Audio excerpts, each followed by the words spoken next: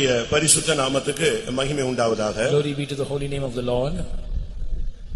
யோசுவாவின் புஸ்தகம் 7ஆம் அதிகாரம் 10ஆம் வசனத்திற்கு நம்முடைய கவனத்தை நாம் திருப்புவோம். Let's turn our attention to the book of Joshua chapter 7 and read verse 10.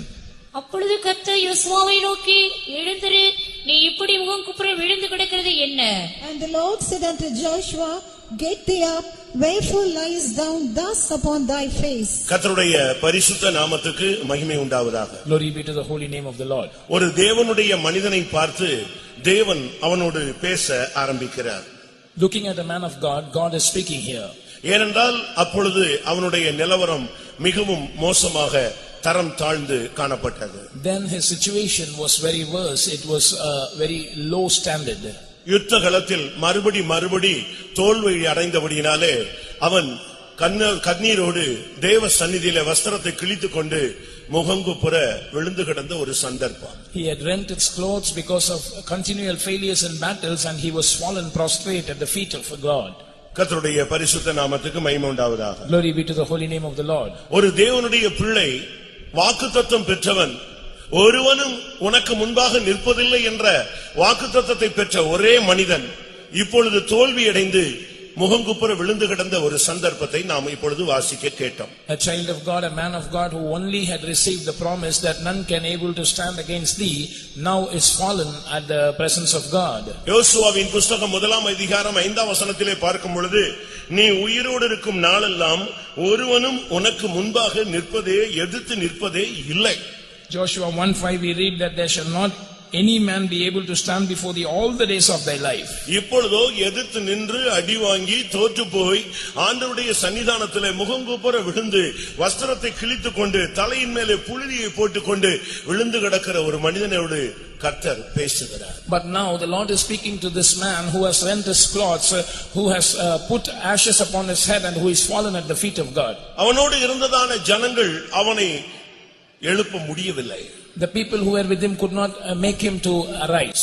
அவனோடு வந்து அவர்களுக்கு பேச துணிவு இல்லை. They did not dare to come and speak with him. ஏனென்றால் அடிமேலே அடி விழுந்தபடியினாலே அவன் சோர்ந்து விடாய்த்து முகங்குப்புற விழுந்து கிடக்கிறான். அவன் ஒரு சாதாரண மனிதன் அல்ல, அவன் யோசுவா.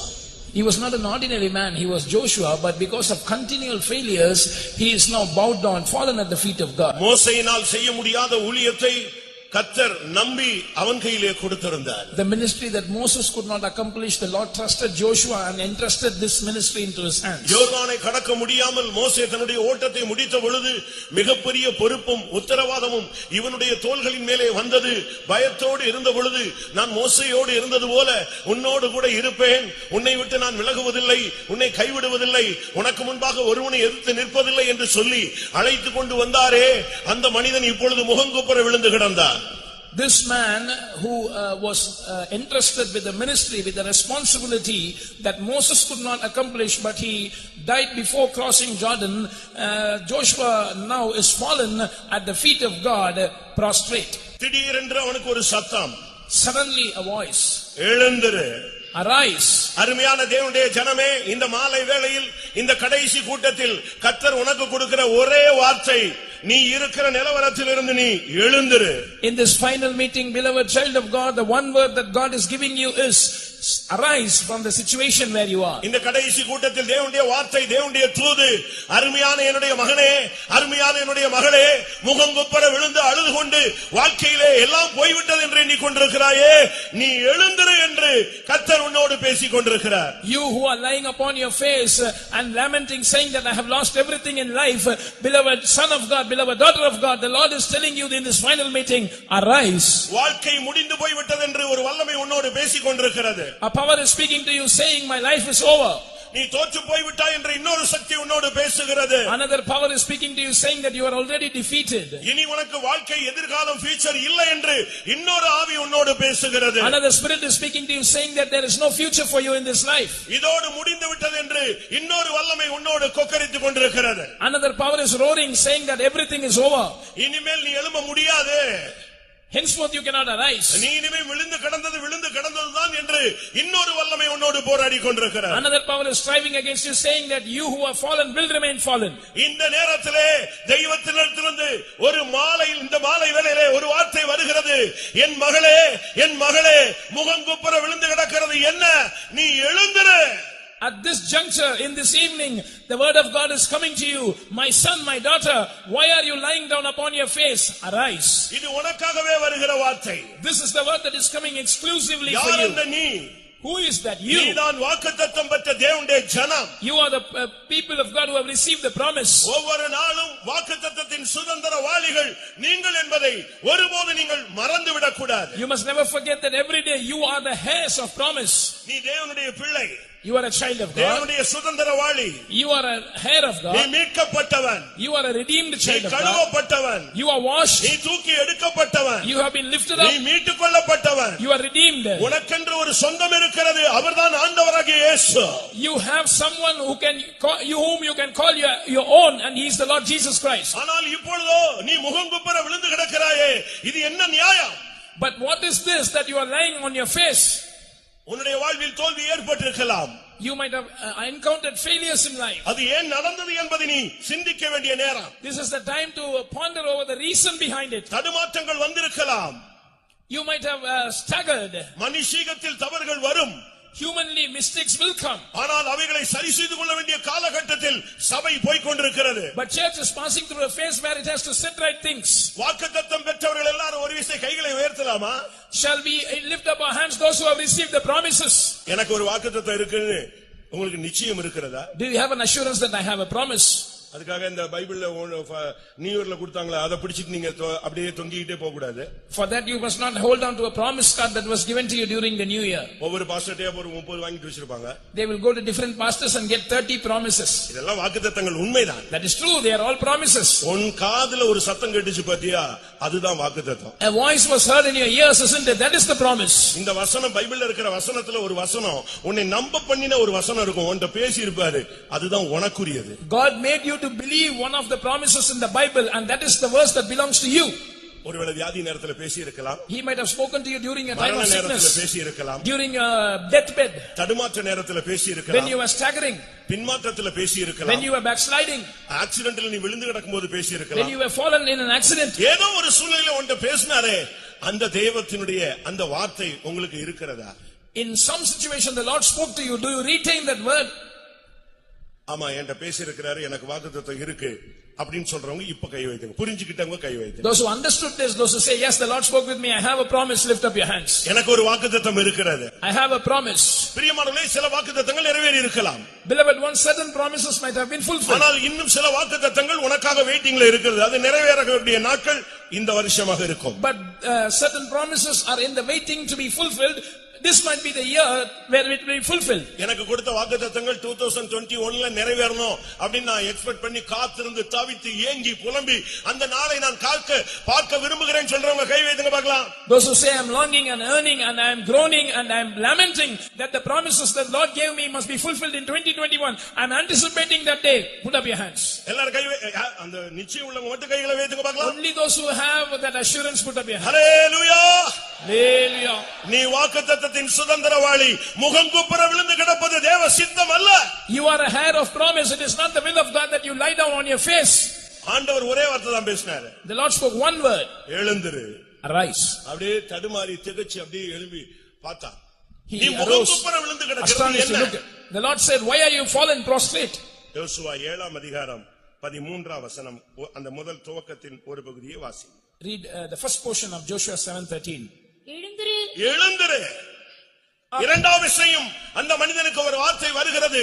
ஏனென்றால் இன்னும் அவன் எழுந்திருக்கவில்லை. The second instance the same word comes up or arise because he has not risen up. ஒரு விஷயம் உன்னோடு பேசினார். The Lord spoke with you once. கடந்த வருஷங்களில், in the past years, கடந்த மாதங்களில், in the past months, கடந்த நாட்களில், in the past days, சூழ்நிலைகளின் மத்தியிலே, amidst the various சர்வ situations, வல்லமையுள்ள தேவன் உன்னோடு பேசி உன்னை ஒரு விசை எழும்பச் சொன்னார். இன்னும் எழும்பவில்லை. இந்த கன்வென்ஷனுடைய கடைசி கூட்டத்தில் இரண்டாம் விசை ஒரு வார்த்தை வருகிறது. என் மகனே, என் மகளே, நீ எழுந்திரு. The Lord spoke with you and told you to arise, but you did not obey that. In this convention, in this final evening, the word of God is coming to you. My son, my daughter, arise. நீ விழுந்து கிடக்கிற நேரம் அல்ல, நீ எழுந்து உன்னை சீர்படுத்த வேண்டிய சமயம். This is not the time for you to be fallen down. This is the time when we have to rise and set ourselves right. ஜனங்களுக்குள் தோல்வி சம்பவித்து விட்டது. There is a failure among the people. சாபத்துக்குள்ளே ஜனம் போய்விட்டது. The people have gone amidst curse. களவு செய்தவர்கள் உள்ளே இருக்கிறார்கள். Those who have committed mistakes are in the midst. உடன்படிக்கை மீறினவர்கள் உள்ளே இருக்கிறார்கள். Those who have transgressed the covenant are inside. 11 வசனம் சொல்லுகிறது, Verse 11. அவர்கள் பாவம் செய்தார்கள், They committed sin. கட்டளையை மீறினார்கள், They transgressed the உடன்படிக்கையை commandment. மீறினார்கள், They broke the covenant. சாபத்தீடானதை எடுத்துக்கொண்டார்கள், They took the cursed things. களவு செய்து விட்டார்கள், They stole. வஞ்சித்து விட்டார்கள், They dissembled ஒளித்து also. வைத்துக் கொண்டார்கள். And they have put among their own உணர்வில்லாத stuffs. ஒரு கூட்டமாய் ஜனம் மாறி போய்விட்டது. The crowd has become a apathetic crowd. இந்த சூழ்நிலையில இருந்து கொண்டு நீ முகங்குப்புற கிடந்தா என்ன அர்த்தம்? In this situation, if you are lying down on your face, what is the meaning? தோற்று போய்விட்டேன் என்று நீ சொல்லுகிறாய். You say, I have been defeated. எனக்கு ஏன் இப்படி நடந்தது என்று நீ 1000 கேள்வி கேட்டுக்கொண்டே You இருக்கிறாய். are asking 1000 questions saying that why did this happen to me? ஏன் தேவன் இதை அனுமதிச்சாருன்னு நீ பெரிய ஆராய்ச்சியே பண்ணிட்டு இருக்கிற, ஆனா இன்னும் பதில் உனக்கு கிடைக்கல. You are making a big research on why God permitted this to you. That's why you are not having the answer. ஆனாலும் இவைகளுக்கு மத்தியிலே தேவன் உன்னோடு பேச விரும்புகிறார். In the midst of this, God wants to speak to you. முதலாவது நம்மை சரிப்படுத்தினாலே போதுமானது. First of all, it is enough if we set ourselves right. உங்களுடைய குடும்பத்தை நீங்கள் சரிப்படுத்தினால் அதுவே போதுமானது. If you set your family right, that is enough. அபிஷேகம் பெற்ற தேவ ஜனங்கள் உங்களுடைய வாழ்க்கையை நீங்கள் சரிப்படுத்தினால் அது போதுமானது. Anointed people of God, if you set your lives right, that's enough. இது சபை தன்னை ஆயத்தப்படுத்தக்கூடிய ஒரு நேரம். This is a time when the church has to prepare itself. இது ஒரு மனிதன், தனி மனிதன், ஒரு தேவனுடைய ஊழியன், தேவனுடைய பிள்ளை தன்னை சீர்படுத்திக் கொள்ள வேண்டிய ஒரு time. This is a time when an individual, whether it is a child of God or a worker, has to set themselves right. இது பரிசுத்தம் பண்ணக்கூடிய ஒரு time. This is the time to sanctify ourselves. 7:13 கர்த்தர் பேசும் பொழுது, When God speaks in Joshua நீ 7:13, ஜனங்களை பரிசுத்தம் பண்ணி சொல்ல வேண்டியது என்னவென்றால், நாளைய தினத்துக்கு உங்களை பரிசுத்தம் பண்ணிக்கொள்ளுங்கள். sanctify the people and say, sanctify yourselves against tomorrow. இது பரிசுத்தம் பண்ண வேண்டிய காலம். This is the time when we have to sanctify ourselves. இது உலகத்தை அனுபவிக்கிற காலம் அல்ல. This is not the time to enjoy the world. இஷ்டத்துக்கு எல்லாத்தையும் கொண்டு போய் வீட்டுல ஒளிச்சு வைக்கிற காலம் கிடையாது. This is not the time to accumulate things and hide it among your stuff. அங்க ஒரே ஒரு மனிதன் செய்த தவறு முழு சபையும் இழுத்து கொண்டு போய்விட்டது. The mistake committed by one man pulled the whole crowd away. ஒரு தகப்பன் தவறு செய்யும் பொழுது அந்த குடும்பம் அசைகிறது. When a father commits a mistake, the family is shaken. ஒரு தாய் தவறு செய்யும் பொழுது அந்த குடும்பம் நாசமடைகிறது. When a mother does a mistake, the family is ruined. ஒரு பிள்ளை தவறு செய்யும் பொழுது அந்த குடும்பம் நிந்தைகளை அவமானங்களை சகிக்கிறது. When a child commits mistake, the family endures shame and reproach. ஒரு விசுவாசி தவறு செய்யும் பொழுது சபை அசைகிறது. When a believer commits mistake, the church shakes. ஒரு ஊழியன் தவறு செய்யும் பொழுது அந்த சபை நாசமாகவே போய்விடுகிறது. When a servant of God commits a mistake, the church is ruined. இந்த நாட்கள் நாம் விழுந்து கிடக்கிற நாட்கள் அல்ல, எழுந்து ஜனத்தை பரிசுத்தம் பண்ண வேண்டிய ஒரு நேரம். These are not the days when we must lie down to the ground. We have to arise and sanctify the people. சாபத்தீடானது சபைக்குள்ளே, விசுவாசிகளுக்குள்ளே, குடும்பங்களுக்குள்ளே, நமக்குள்ளே இருக்கும் வரை நாம் சத்துருவை எதிர்த்து நிற்க முடியாது என்கிற சத்தியத்தை தேவஜனம் புரிந்து கொள்ள வேண்டும். The people of God must understand the truth that until the accursed things are found in our lives, in our families, in the church, we cannot withstand the enemy. நான் திரும்பவும் சொல்லுகிறேன். I repeat, 13ஆம் வசனத்தினுடைய கடைசி பகுதி, the last portion of verse 13. சாபத்தீடானதை உங்கள் நடுவிலிருந்து நீங்கள் நீக்காவிட்டால் நீங்கள் உங்கள் சத்துருக்களுக்கு முன்பாக நிற்கவே முடியாது. Thou can't stand before thine enemies until he take away the accursed thing from among you. அருமையான தேவனுடைய ஜனமே, Beloved people of இந்த God, கடைசி வார்த்தையை கேட்கும்படியாக ஆவலோடு வந்திருக்கிற அருமையான நண்பனே, you who have come eagerly to hear this last sermon, beloved, இந்த கடைசி கூட்டத்தில் நீ உன்னை பரிசுத்தம் பண்ண வேண்டிய நேரம். this is the time when you have to sanctify yourself even in this last meeting. உன் குடும்பத்தில் இருக்கிற சாபத்தை நீ வெளியே கொண்டு போக வேண்டும். You must take that accursed thing out of your family. அங்க சாபத்துக்கு என்ன காரணம் பிரியமானவர்களே? Beloved ones, what was the reason of the curse? 3 காரியத்தை எடுத்து ஒளிச்சு வச்சான்னு சின்ன குழந்தைகளுக்கு கேட்டா கூட சொல்லுவாங்க. Even the little children will answer that he hid 3 things. அவன் 3 காரியத்தை ஒளிச்சு வச்சிட்டான். He hid 3 things. ஒரு பொன்பாலம், Golden pot, கொஞ்சம் வெள்ளி சேக்கல், and some shekels ஒரு of silver, அருமையான பாபிலோனிய சால்வை. and a goodly Babylonian garment. இந்த 3ஐயும் ஒளிச்சு வச்சான். இதுதான் இன்னைக்கு முகங்குப்புற விழா வைக்கிறதுக்கு காரணமாக மாறிவிட்டது. And he hid these 3 things, and that is why Joshua is now lying down to the ground. இது உன்னுடைய வாழ்க்கையில ஒளிஞ்சிருக்கான்னு கொஞ்சம் இப்ப டெஸ்ட் பண்ணி பார்க்கணும். Now you must test yourself and see whether these things are hidden in your life. ஒரு விசுவாசி பெரிய சாபத்துக்கேடான பெரிய பாவத்தை செய்ய போகிறது இல்ல. A believer is not going to do a great sin. கொஞ்ச நேரத்துக்கு முன்னால சாட்சியில் கேட்டீங்களா, மனசாட்சி கொஞ்சம் வேலை செய்யும். As you heard in the testimony a little while ago, the conscience will work. ஒரு ஊழியக்காரனும் மனப்பூர்வமா தப்பு செய்ய போறதில்ல. A servant of God also will not willingly commit sin. ஆனா ஏன் இன்னைக்கு விசுவாசி சபிக்கப்பட்டவனா சபைக்குள்ள கிடக்குறான்? But today why are believers lying in a cursed state in the ஊழியக்காரங்க church? சபிக்கப்பட்டவங்களா சபைக்குள்ள தேவனுடைய வீட்ல கிடக்குறாங்க? Why are servants of God in a cursed state in the house of God? Reason என்ன? What is the reason? அங்க ஒரே தவற ஆண்டவர் ஒவ்வொரு விதமாக பேசுகிறார். One mistake the Lord quotes it in different ways. அவங்க எடுத்து வச்சிட்டாங்க, அதுதான் தவறு. ஆனா களவு செஞ்சிட்டாங்கன்னு சொல்றாரு, வஞ்சிட்டாங்கன்னு சொல்றாரு, உடன்படிக்கை மீறிட்டான்னு சொல்றாரு, அவன் பாவம் செஞ்சிட்டான்னு சொல்றாரு, அவன் ஒளிச்சு வச்சிட்டான்னு சொல்றாரு, சாபத்தீடானதை வச்சிட்டான்னு சொல்றாரு. ஒரே பாவத்துக்கு எத்தனை குற்றச்சாட்டு என்பதை நீங்கள் சிந்தித்து பாருங்க. He took certain object, but the Lord accuses many accusations. He says they have sinned, they have transgressed my covenant, they have taken the accursed thing, they have stolen, they have dissembled also, and they have hid it among the stuffs. காரணம், அந்த பொன்னை ஒளித்து வைத்திருந்தான். Reason, he had hid that gold. அந்த வெள்ளியை ஒளித்து வைத்திருந்தான். He had hid that silver. அங்கே இருந்த அந்த பாபிலோனிய சால்வையை ஒளித்து வைத்திருந்தான். And he had hid that Babylonian garment. சபைக்குள்ள இருக்கிற சாபம் இதுதாங்க. This is the curse in the church, beloved. விசுவாசிகளுக்குள்ள இருக்கிற சாபம் இதுதான். This is the curse among the believers. ஊழியக்காரனுக்குள்ள ஃபெய்த்தமுக்குள்ள இருக்கிற சாபம் இதுதான். This is the curse amongst the servants of God in the faith home. வேற ஒரு சாபமும் இல்ல. No other curse. உன்னுடைய விசுவாச ஜீவியத்தை வெளியரங்கமாக செய்யாமல் விசுவாச ஜீவியத்தை ஒளிச்சு வைத்து விசுவாசத்தை செயலில்லாமல் மாற்றி விட்டாயே, அதுதான் உன்னுடைய சாபம்.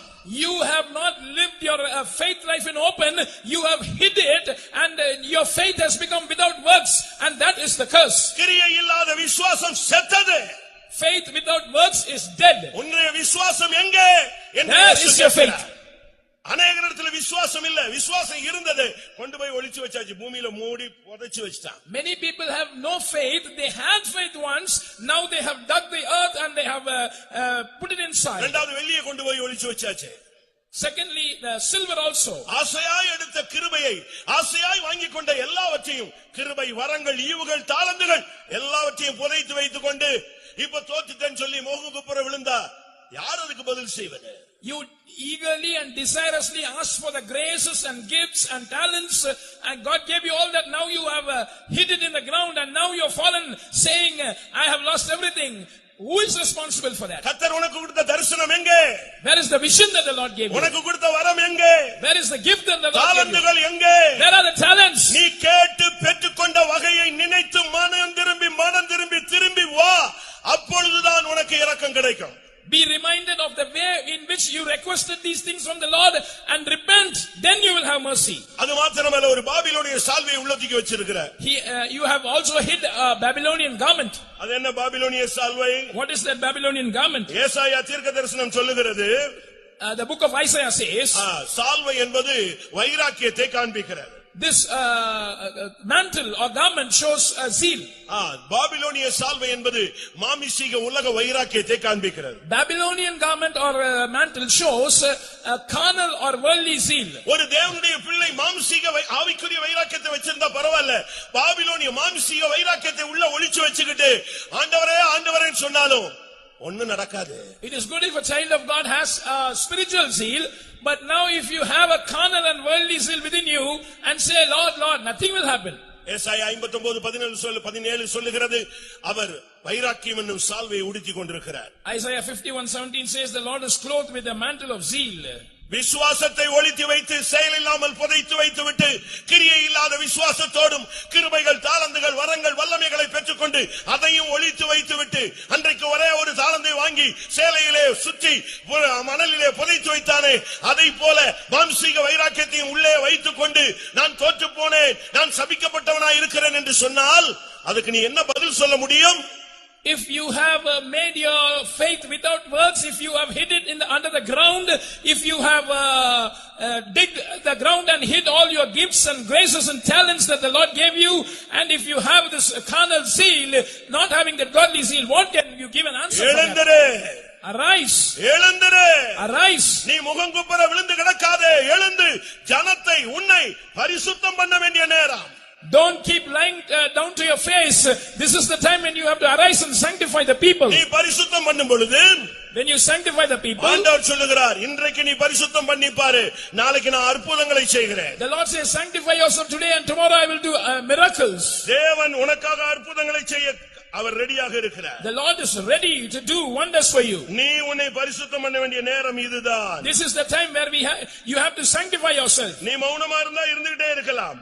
If you want to remain silent, you can. யோசுவா 3:5 சொல்லுகிறது, இன்றைக்கு பரிசுத்தம் பண்ணு, நாளைக்கு நான் அற்புதங்களை செய்யட்டும். Joshua 3:5 says, sanctify yourself today, for tomorrow I shall do wonders among you. இந்த மதுரை கன்வென்ஷனுடைய கடைசி நாள் கூட்டத்தில் அருமையான ஜனமே, நாளைய தினத்திற்காக, நாளைக்கு அற்புதத்திற்காக, இன்றைக்கு இந்த கூட்டத்திலே தேவ சந்நிதியிலே நீ எழுந்திருந்து பரிசுத்தம் பண்ணி பார். நாளைக்கு உன் வாழ்வில் அற்புதங்கள் தானாக தொடங்க ஆரம்பிக்கும். Beloved children of God who have come to the Madurai convention for tomorrow's wonder, sanctify yourself today, and tomorrow the Lord's wondrous works will be manifested in you. சாபங்களை வைத்துக்கொண்டு நான் தோற்று போனேன் என்று நீ புலம்பாதே. Don't retain curses and say that I have been defeated. விசுவாசிகள் கூட சாபம் பேசுறாங்க. Believers also keep speaking about curse. இன்னும் சாபம் போகலங்கறாங்க. ஞானஸ்நானத்துல அது போயிருக்கணும்ல. They say that my curse is not yet gone. At baptism itself it should have gone. இயேசுவின் இரத்தத்துல அது ஓடி போயிருக்கணும்ல. At the blood of Jesus it should have gone. அபிஷேகத்துல அது சுத்தமா உன்னை விட்டு கட்ட அறுந்து போயிருக்கணும்ல. By the anointing that bond must have been broken. அப்ப மறுபடி திருப்பி எப்படி வந்து இந்த காரியம்தான். How can curse come again into you? It is because of this. நீதிமொழிகள் 3:33 சொல்லுகிறது, துன்மார்க்கனுடைய வீட்டுல சாபம் இருக்கும். Proverbs 3:31 says there is curse. 33 says there is curse in the house of the wicked. நீதிமொழிகள் 28ல சொல்லி இருக்கிறது. In Proverbs 28, 27ஆம் வசனம், ஏழைகளுக்கு உன் கண்களை விலக்கினால் நீ சபிக்கப்படுவாய் என்று சொல்லி. If you take away your eyes from the poor, you will be cursed, says verse 27. 2 பேதுரு 2ஆம் அதிகாரம் 14ஆம் வசனத்திலே பொருளாசையில நீ பழகிட்டேனா நீ ஒரு சாபத்தின் பிள்ளை என்று சொல்லப்படுகிறது. 2 Peter 2:14 says that if you are accustomed with covetousness, you are a child of curse. 1 Samuel 3:13ல உன் பிள்ளைகளை சரியா அடக்கி வளர்க்கலனா அவன் சாபத்தின் பிள்ளையா உருவாயிருவான்னு தெளிவாக சொல்லுகிறார். 1 Samuel 3:13 clearly states that if you do not control your children and bring them up in the right way, they will become children who are cursed. உபாகமம் 11:28ல நீ வேற தேவனை பின்பற்றி தேவனை பின்பற்றின பின்பு நீ உன் வழியை மாற்றினால் அதுவே உனக்கு சாபம். Deuteronomy 11:28 says that if you follow after other gods after knowing the true God and following him, if you change your ways, that will be a curse. இவைகளை வைத்துக்கொண்டு நீ உன்னுடைய வாழ்விலே சத்துருவை எதிர்த்து நிற்க முடியாது. Keeping these things in your lives, you cannot resist the enemy in your life. நீ சத்துருவை எதிர்த்து நிக்கணும்னா நீ எழுந்து ஜனத்தை பரிசுத்தம் பண்ணு, உன் லைஃபை சரிப்படுத்து. இன்றையோடு இந்த சாபம் நீங்கும், நீ ஜெயிப்பாய். If you want to stand before the enemy, you must arise, you must sanctify the people, you must set right your life, and from today you will win. உங்கள் எத்தனை பேர் மறுபடியும் சத்துருவுக்கு முன்பாக எதிர்த்து நிறுத்தி ஜெயிக்கணும்னு ஆசைப்படுறீங்க? How many of you want to withstand the enemy once again and win? மறுபடியும் தலை நிமிர்ந்து நடக்கணும், நான் விழுந்து கிடக்க கூடாது, தலை குனிஞ்சு கிடக்க கூடாது, முகங்குப்புற நான் விழக்கூடாது, தேவனுடைய சன்னிதானத்திலே நான் முகமலர்ச்சியோடு அவரை பார்ப்பேன். அப்படி வாஞ்சை உள்ளவங்க எத்தனை பேர்? How many of you have the desire that I must walk upright, my head must not be bowed down, I must not lie down on my face, I want to look at the face of God with a beaming face? Say, lift up your hands. விரும்புகிற ஒவ்வொருவரும் கைகளை உயர்த்துங்க. All those who desire that, put up your hands. நீ எழுந்திருந்து இன்றைக்கு பரிசுத்தத்துக்குரிய காரியங்களை அடியெடுத்து வை. Today you arise and set your feet forward for things pertaining to holiness. கூட்டம் முடிஞ்சு போய் வீட்டுல உட்காரு. After these meetings are over, go and sit in your home. முழங்கால போடு. Kneel down. இங்கேயே அந்த கட்டு அறுந்துரும் நான் விசுவாசிக்கிறேன். I believe that here itself that bonds will be broken. கூட்டம் முடியதுக்குள்ள அந்த சாபம்ங்கற சங்கிலி, அந்த கண்ணி பட்டுன்னு தெரிக்கிறத நீ பார்க்கணும், கேட்கணும், உணரணும். After this meeting is over, you must sense, you must hear, and you must see those bonds of curses breaking. அதுக்கு நீ செய்ய வேண்டிய ஒரே வழி உன்னை உட்கார்ந்து சரிப்படுத்தணும். The only way to see that is to set right your life. ஒரு சிலர் எல்லாம் பிரசங்கத்தை மனைவிக்கு நினைச்சுக்கறாங்க. Some people think that the preaching is for my wife. ஒரு சிலர் பிரசங்கத்தை எல்லாம் அங்க அம்மாவுக்கு தான் நினைச்சுக்கறாங்க. Some people think that the message is for my mother. ஒரு இடத்துல நான் பிரசங்கம் பண்ணேன். I preached in one place. நல்ல பிரசங்கம் சூடு பிடிச்சு போயிட்டு இருக்கு. The message was heating up. அங்க இருந்து ஒருத்தன் என்ன கை காட்றான் அப்படிங்கறான். Someone is pointing out the finger and telling, அவன் அங்கே இருந்துட்டு எனக்கு சிக்னல் கொடுக்கறான். he is giving a signal to me. அப்ப இவன் இதுவரைக்கும் பிரசங்கத்தை தனக்குனே எடுக்கல. This man did not consider the message for him. Pastor டியோ அவர்கள் மும்பைல ஊழியம் செய்தபோது When Pastor T.U. Thomas was serving in Mumbai, ஒரு சகோதரனுக்கு சகோதரிக்கு வீட்ல டெய்லி பிரச்சனை தான். daily there was a quarrel between a brother and a sister. எப்பனாலும் அந்த சகோதரன் இவங்களை குறை சொல்லிட்டே இருப்பார். The brother who is the husband will always blame the wife.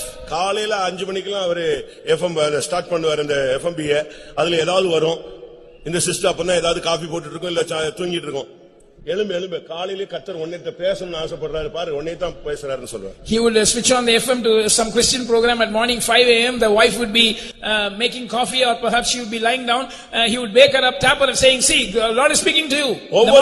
ஒவ்வொரு சண்டேலயும் ஏதாவது பிரதர் சூடாயி சொல்லிட்டாருன்னா வீட்டுக்கு வந்த உடனே கர்த்தர் இன்னைக்கு திட்டவட்டமா உன்கிட்ட பேசியிருக்கிறாரு. Every Sunday if the brother says something hot, he would come to the house and say, see, today the Lord is speaking to you. இவங்க போய் பாஸ்டர் டியு கிட்ட சொன்னாங்க. அப்ப அவர் பிரதரா இருந்தாரு. This sister went and reported this to Pastor T.U. Thomas, who was then a brother.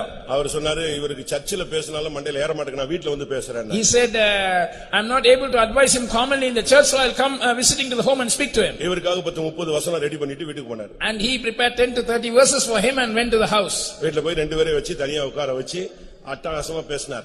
And he made both of them to be seated and he was speaking to them. இவர் பேச அந்த சகோதரன் தலையை ஆட்டின உடனே பாஸ்டர் டிவிக்கு பயங்கர சந்தோஷம், மண்டையில ஏறிச்சு போல் இருக்கு. And this brother was nodding his head and listening patiently, so Pastor T.U. was happy that he has understood the thing.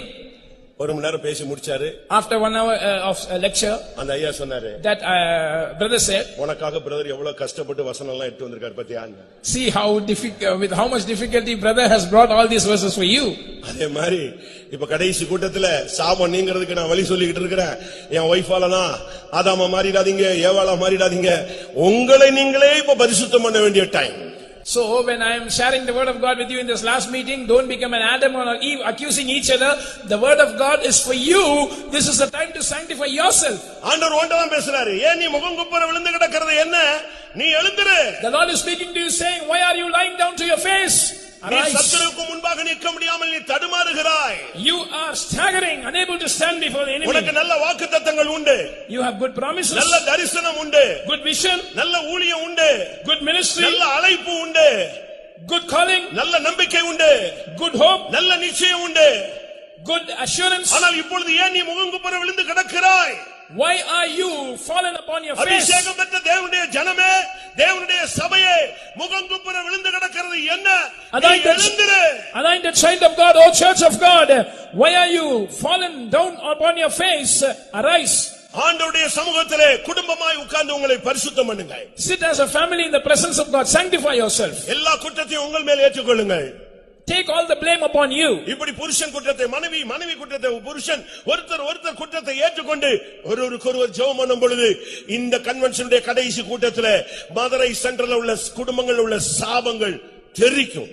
When you take the fault of others upon you, when you pray for one another, at the end of this convention, the curses in all the families of Madurai Center will break. கர்த்தருடைய பரிசுத்த நாமத்துக்கு மகிமை உண்டாவதாக. Glory be to the holy name of the Lord. அப்போஸ்தலர் 12 அதிகாரம் 7 வசனத்தை நாம் பார்க்கும் பொழுது, coming to Acts of the Apostles chapter 12 and verse 7, இங்கே ஒரு தூதன் வந்து ஒரு வார்த்தை சொல்லுகிறான், எழுந்திரு. Here an angel comes and tells a word, arise. அப்படியானால் என்ன அர்த்தம்? What is the meaning of that? பழைய ஏற்பாடானாலும் சரி புதிய ஏற்பாடானாலும் சரி தேவனுடைய ஜனம் எழுந்திருக்க வேண்டிய காலம் இதுவே. If it is Old Testament or if it is New Testament, this is the time when the people of God have to arise. இங்கே பிரதானமான ஒரு அப்போஸ்தலனுக்கு தேவதூதன் வந்து வார்த்தை சொல்லுகிறார். Here the angel of God is sent to a chief apostle and says this word. அங்கே நடந்தது என்ன? What happened? ஏரோது ஏற்கனவே யாக்கோபை கொலை செய்து விடுகிறார். Herod had already killed James. யோவானுடைய சகோதரனாகிய யாக்கோபை அவன் பட்டயத்தினால் கொலை செய்தான் என்று 2 வசனம் சொல்லுகிறது. Verse 2 says Herod killed James the brother of John with the sword. அப்போஸ்தலர் 12:2ல சொல்லப்பட்டிருக்கிறது. Acts 12:2 says that. அப்படி கொன்றதை ஜனங்கள் வரவேற்றார்கள். People were pleased with that killing. அப்போஸ்தலர்களை கொன்றா ஜனங்கள்லாம் ரொம்ப இன்ட்ரஸ்டா இருக்காங்கன்னு சொல்லி அடுத்து பேதுருவை டார்கெட் பண்ணிட்டான். So the people are very much pleased when the apostles are being slaughtered. So Herod targeted Peter. அவனுக்கு எப்படியாவது பேதுருவை காலி பண்ணிட்டா இன்னும் ஜனங்கள் உற்சாகமாயிருவாங்க. So he thought people would be welcoming it further if Peter is killed. ஆனபடியால் பேதுருவை பிடிச்சு ஜெயில்ல வச்சிட்டான். Now he had put Peter in the prison. அருமையான தேவனுடைய ஜனமே, beloved people of God, உன்னை அழிப்பது பிசாசுக்கு ரொம்ப இன்ட்ரஸ்டான ஒரு subject. It is a very interesting subject for the devil to destroy you. உன்னை திருடுவது, உன்னை கொல்லுவது, உன்னை அழிப்பது, உன்னை ஒண்ணுமில்லாம உன்னை அப்படியே பிரேக் பண்ணி முகங்குப்புற உன்னை விழ வைக்கிறது உன்னை கட்டுகிறது, உன்னை சிறைச்சாலையில போடுகிறது, உன்னை வேதனைப்படுத்துகிறது பிசாசுனுடைய ஒரு ஆசை. To kill you, to steal you, to destroy you, to bound, to make you be bound, to make your head bowed down, to make you lie down upon your face, and to imprison you. These are all things that the devil likes very much. இது பிசாசுனுடைய வாஞ்சை, இல்லாண்ட பார்வோனுடைய ஆசை. This is the desire of Satan or the desire of Pharaoh. யாத்திராகமம் 15:9 நீங்க படிச்சு பாத்தீங்கன்னா, When you see Exodus 15:9, தொடருவேன், பிடிப்பேன், கொள்ளையாடி பங்கிடுவேன், என் ஆசை அவர்களிடத்தில் திருப்தியாகும், என் பட்டயத்தை உருவுவேன், என் கை அவர்களை சங்கரிக்கும் என்று பகைஞன் சொன்னான். There we read that the enemy said that I will follow, I will overtake, I will divide the spoil, my lust shall be satisfied with them, I will draw my sword and my hand shall destroy them. ஊழியக்காரங்களை தொடருவேன், பிடிப்பேன், அவர்களை அழிப்பேன், அவர்களை வியாதியிலே படுக்க வைப்பேன், மரண படுக்கையிலே வைப்பேன், அவிசுவாசிகளாய் அவர்களை மாற்றுவேன், அவர்களுடைய ஊழியத்தை நான் தடுத்து நிறுத்துவேன். இதுதான் பிசாசனுடைய எண்ணம். This is the thought of the devil. I will pursue, I will overtake the servants of God, I will make them sick, I will make them lie in the deathbed, I will take away their faith and make them unbelievers, and I will cut short their ministry. இதுதான் அவனுடைய சிந்தை. This is his intention. Zion தீட்டுப்படுவாளாக, Let Zion be defiled. அதை என் கண்கள் காண்பதாக என்று சத்துரு சொல்லுகிறான். The enemy says, let our eye look upon her. அவனை ஊழியம் செய்ய விடாமல் தடுக்கணும், அவனை அழிக்கணும்ங்கறதா பிசாசு கடைசி காலத்திலே ஊழியர்களுக்கு விரோதமான ஒரு சிந்தையை வைத்திருக்கிறான். This is the intention of the devil against the servants of God in this last day. They must be destroyed and their ministry must be cut short. அதனுடைய முற்றிலுமான சிந்தை என்ன? What is his total intention, overall intention? வெளிப்படுத்தல் 2:20 பார்க்கும் பொழுது, when we see Revelation chapter 2 and 20, ஊழியர்கள் யெசபேலுடைய வல்லமையிலே தாக்கப்பட்டு விபச்சாரத்திலே விழ வேண்டும். அதுதான் ஊழியர்களுக்கு விரோதமான ஒரு வல்லமையினுடைய சிந்தை. The power that is working against the servants of God has this intention that they must be attacked by the spirit of Jezebel and fall into adultery. பேதுரு கூட நினைச்சிட்டான், நாளை காலையில நமக்கு சாவு. Peter also thought, tomorrow morning is my பிசாசு இப்படி தான் அநேகத்தை பேசிட்டு இருக்கான். The devil is speaking to many like this. அநேக ஊழியர்கள் அநேக தேவனுடைய பிள்ளைகள்ட்ட பேசுறான், உனக்கு டைம் முடிஞ்சிருச்சு. He is speaking to many believers and many servants of God, your time is over. Pastor Ernest அவர்கள் சொல்லுகிறார்கள், Pastor Ernest says like this, வியாதி மூலமாய் மரிப்பது ஒரு பரிசுத்த மரணம் அல்ல. dying because of sickness is not a holy death. அது பரிசுத்தத்தின் வழியும் அல்ல. That is not the way of holiness either. மரணத்திலே பரிசுத்த மரணம் என்று சொல்லுகிறது, வியாதியின் மூலமாய் மரிப்பது அல்ல என்று அவர் பேசுகிறார். A holy death is not dying because of sickness, he says.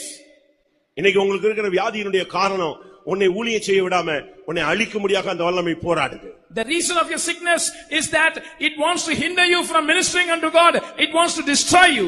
Pastor டியூ பிரதரா இருக்கும்போது, when Pastor T.U. Thomas was a brother, அவர் சுகர்னால ரொம்ப பாதிக்கப்பட்டார். he was affected much with diabetes. அதிக கஷ்டப்பட்டார். He was suffering பட் அப்ப greatly. அவருக்குள்ள இருந்த அறிவு என்னன்னா, இந்த வியாதியின் மூலமா நம்ம இப்ப பரலோகத்துக்கு போக போறோம். But he had this thought that because of this sickness I am going to go to heaven. நான் டெய்லி உட்கார்ந்து சுத்திச்சிட்டே இருக்கேன். Every day I am sanctifying myself. Daily நான் பிரைஸ் பண்ணிட்டே இருக்கேன். Every day I am praising God. நல்ல அபிஷேகம் நிரம்பிட்டே இருக்கேன். I am getting filled in the spirit. Doctors எல்லாம் சொல்லி, விசுவாசி டாக்டர்ஸ் சொல்லிட்டாங்க, இன்னும் கொஞ்ச நாள்ல செத்துருவீங்கன்னு. The believers doctors had said that in a short while you will die. இப்படிதான் அவர் சிந்திச்சு அவர் உட்கார்ந்து இருந்தார். He was also thinking along these ஒவ்வொரு lines. நாளும் தன்னை ஆயத்தப்படுத்துவது. Every day he was preparing himself. ஒரு நாள் காலையில அதிகாலையில ஜெபம் அங்க நடந்துட்டு இருக்கும்போது, One day early morning when the prayer was going on, இவர் பெட்ல உட்கார்ந்து அப்படியே உட்கார்ந்து நோஞ்சா மாதிரி உட்கார்ந்து ஸ்தோத்திரம் பண்ணிட்டு அபிஷேகம் நிறைஞ்சிட்டு இருந்தார். he was like a sickly person on his bed. He was praising God and getting filled in the திடீரென்று spirit. Suddenly அவருக்கு உள்ள இருந்து ஒரு கருப்பு உருவம் குதிச்சு வெளியே வந்து நின்னுச்சு. a black figure jumped out of him and stood out. அப்படியே திரும்பி பார்த்தாரு. He turned and saw that. நான் ஊழியக்காரன், I am a servant of God. அபிஷேகம் பெற்றவன், I am anointed. இன்னும் 4 நாள்ல பரலோகத்துக்கு போறதுக்கு ரெடி ஆகிட்டு இருக்கேன். In 4 days I am preparing to go to heaven. எனக்குள்ள இருந்து ஒரு கருப்பு உருவமா, A black demon out of me. What is this? ஆவியில் நிறைஞ்சிட்டு இருக்கும்போது எனக்கு உள்ள இருந்து தானே வெளியே வந்து நிக்குது. இது I am sure when I got filled in the spirit it is coming out of me. இது என்ன ஆண்டவரே? நான் What is this, Lord? இதுதான் உனக்குள்ள இருந்த சுகர் ஆவி அப்படின்னு ஒரு சத்தம் கேட்டுச்சு. He heard a voice. This was the spirit of diabetes that was in உடனே you. ஒரு அபிஷேகத்தில் நிறைஞ்சிட்டாரு. Immediately he got filled in the spirit. அது ஒரு மனுஷ ஆவி மேலேயே அப்படியே ஃபெய்த்தம் விட்டு வெளியே போய் ரோட்டை கிராஸ் பண்ணி எதிர்த்தாக்குல இருந்த சீக்கியர்களுடைய குருத்துவார சைடுல போய் அது வாட்டுக்கு அப்படியே போயிடுச்சு. Just like a human being walks, the spirit walked out of the Faitum, crossed the road. There was a Gurudwara nearby. It went by the side of the Gurudwara. Sugar வியாதியில இருக்கிறவங்க இப்ப கை வைக்க மாட்டீங்க. If I ask to lift up your hands, you will not lift up your hands, those who have the spirit of diabetes. கொஞ்சம் முன்னால நான் டெக்னிக்கலா பேசியிருந்தா நீங்க எல்லாரும் இப்ப கை வைத்திருப்பீங்க.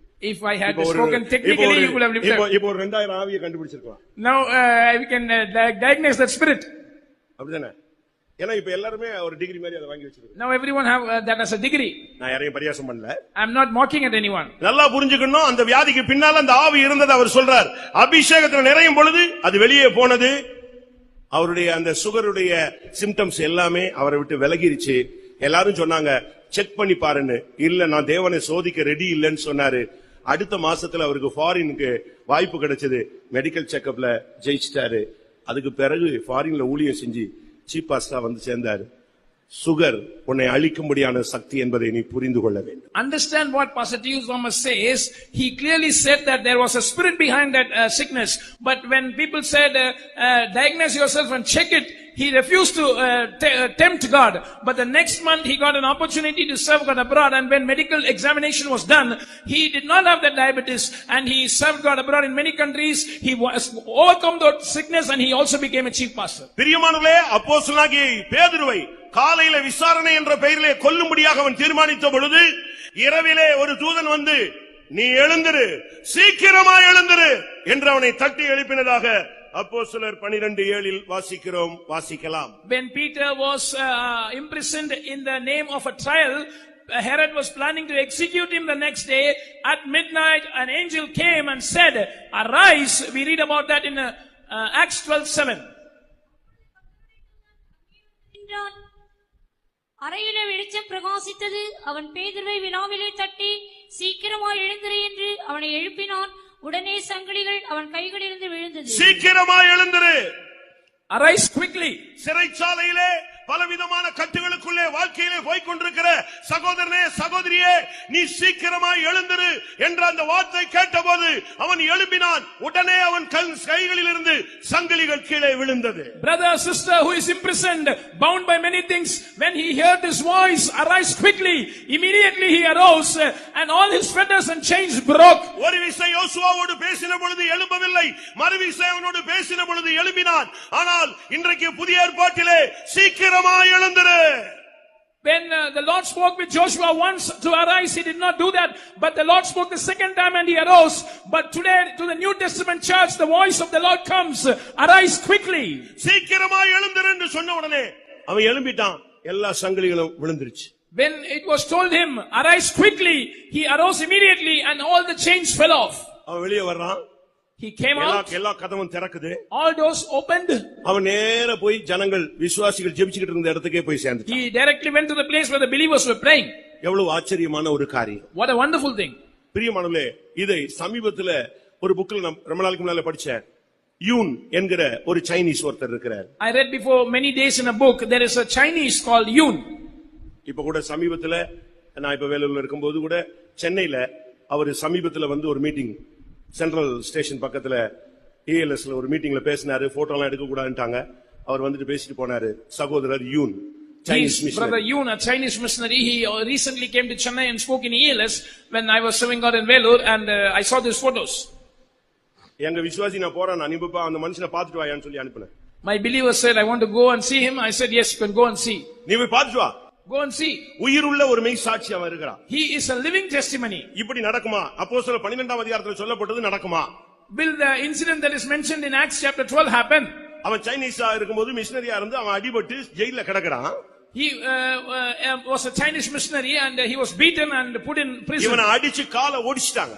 His legs were broken. அதனால இவனால நடக்க முடியாது. He cannot walk. ஒரு சின்ன செல்லுக்குள்ள அவனை அடைச்சு வச்சிருந்தாங்க. He was locked up in a very small cell. ஒரு நாள் பகல்ல One day, நீங்க அந்த புக் ஒரு அந்த புக் கூட இருக்கு, சகோதரர் யூன் அப்படினு ஒரு புக் இருக்கு, வாங்கி படிச்சு பாரு. There is a book, Brother Yun, you can purchase it and read it. ஆவிக்குரிய ஜீவிதத்தில் நடக்கிறதுன்னு இல்ல, எழுத்தின் பிரகாரமே நடந்தது. This is not a spiritual experience that literally happened. அவன் படுத்து இருக்கிறான். He was lying down. ஆண்டவர் சொன்னாராம், எழும்பி நீ வெளியே வான்னு. The Lord said, arise and come out. அவன் சொன்னானா, கால் ஒடிஞ்சிருக்கு ஆண்டவரே. My legs are broken. என் காலை அசைக்க முடியாம கிடக்குறேன், நீங்க எழும்பி வெளியே வான்னு சொல்றீங்க. Lord, I'm unable இது to எந்த move my விதத்துல legs. சரின்னு சொன்னான். Lord, I'm unable to move my legs. You are coming, காலை asking me to NEET. arise and come out. காலை நீட்டு. Stretch forth your legs. காலை நீட்டினா ஒர்க் பண்ணுது. He stretched his legs. எழும்புனாராம். Arise. வெளியே வான்னாராம். Come out. Cell பூட்டி இருக்கா ஆண்டவரே. The cell is locked, Lord. பாரு, நல்லா பாருனா. Look at. செல்லு திறந்துருச்சு. The cell is open. Cell திறந்திருக்குன்னு வெளியே வந்தார். He came out. நீ போயிட்டே இருந்தார். He said, keep walking. இவர் நேரா போயிட்டே இருக்கிறாரு. He kept walking. ஜெயிலர் பாக்குறான். The jailer saw him. Escort பார்க்கறான். Escort saw எல்லா him. ஜெயில வேலை பார்க்கற போலீஸ் எல்லாம் பாக்குறாங்க. The police officers in யாரு duty. இவரை பார்த்து டைரக்டா பார்த்த மாதிரி இல்ல, அவன் வேலைய பார்க்கறான், இவர் பாட்டுக்கு கேட்டுக்கு வந்துட்டார். Nobody noticed him. Everyone was minding his own work. He came to the gate. நேரா வெளிய வந்தாரு. He came out. பக்கத்து தெருவுல ஒரு விசுவாசி வீட்டுக்கு போனாரு. He went to a believer's house in the next கதவை street. தட்டினாரு. He knocked the door. அந்த வாலிப பிள்ளைங்க கதவை திறந்தாங்க. The young girls opened the door. நீங்க தான் யூனா? Are you brother you? நேத்து நீங்க வருவீங்கன்னு எங்க அம்மா தரிசனம் பார்த்தாங்க. My mother saw a vision yesterday that you would come. Come in. உள்ள போனாரு. He went in. கொஞ்ச நேரத்துல வெளிய சைரன் கேட்டுச்சு, யூன் தப்பி விட்டாருன்னு. Immediately the Police siren are sounded. You has escaped. அந்த மனுஷனை பாக்கிறதுக்கு நான் ஆள் அனுப்புனேன். நீ பாத்து வா, உயிருள்ள சாட்சி அவன் இருக்கான். He is a living testimony. So I sent my believer, go and see and come. பிரியமானவர்களே, அப்போஸ்தலர் 12ஆம் அதிகாரத்துல சொல்லப்பட்டது அப்படியே அவனுடைய வாழ்க்கையில. Acts chapter 12 was fulfilled literally in his life. வேதத்தில் எழுதப்பட்ட அனைத்தும் திஷ்டாந்தங்கள், அவைகள் நிழல், நாம் தான் நிஜ சாட்சிகள். Everything written in the word of God is a shadow, but we are the reality. We are the living witnesses for உனக்கு that. பிசாசு மரணத்தை குறித்திருக்கிறான், தேவனோ உனக்கு அழியாமையை நியமித்திருக்கிறார். The devil has appointed death for you, but God has ordained immortality for you. உனக்கு பிசாசு சாவின் டேட்டை குறிச்சு வச்சிருக்கிறான், தேவனோ உனக்கு நித்திய ஜீவனாய் இருக்கிறார். The devil has fixed the date of death for you, but the Lord has kept eternal life for you. காலையிலே மரணம் என்று சொன்ன மனிதன் இரவிலே வெளியே வருகிறான். அதுக்கு காரணம் நீ சீக்கிரமாய் எழும்ப வேண்டும். A man who was appointed to die the next morning, he came out in the midnight because the word came to him, arise quickly. அருமையான சபையே, நீ சீக்கிரமாய் எழுந்திரு, உன் சங்கிலிகள் கீழே விழட்டும், நீ எழும்பி தேவனுக்கு சாட்சியாய் நிற்பாயாக. Beloved child of God, arise quickly. Let your chains fall off. Arise and stand as a witness to God. இது கடைசி வார்த்தை. This is the last word. இது கடைசி கால தூது. This is the message of the last days. தேவன் அனுப்புகிற வார்த்தை. This is the word that the Lord is sending to you. அப்போஸ்தலனாகிய பேதுருவே, நீ சீக்கிரமாய் எழுந்திரு. Oh Apostle Peter, arise quickly. வாக்குத்தத்தம் பெற்ற யோசுவாவே, நீ எழுந்திரு. Joshua who has received the promise, arise. ஆண்டவர் ஒவ்வொரு நிமிஷமும் பேசிக்கிட்டே தான் இருக்கிறார். Every minute the Lord is speaking to everyone. இன்னைக்கு अनेகர் செத்து போன மாதிரி தான் சபைக்குள்ள இருக்கிறோம். Today many are like dead corpses in the church. செத்து போன நிலவரத்துல தான் வாலிபர்கள் ஒரு கூட்டமே கிடக்குது சபைக்குள்ள.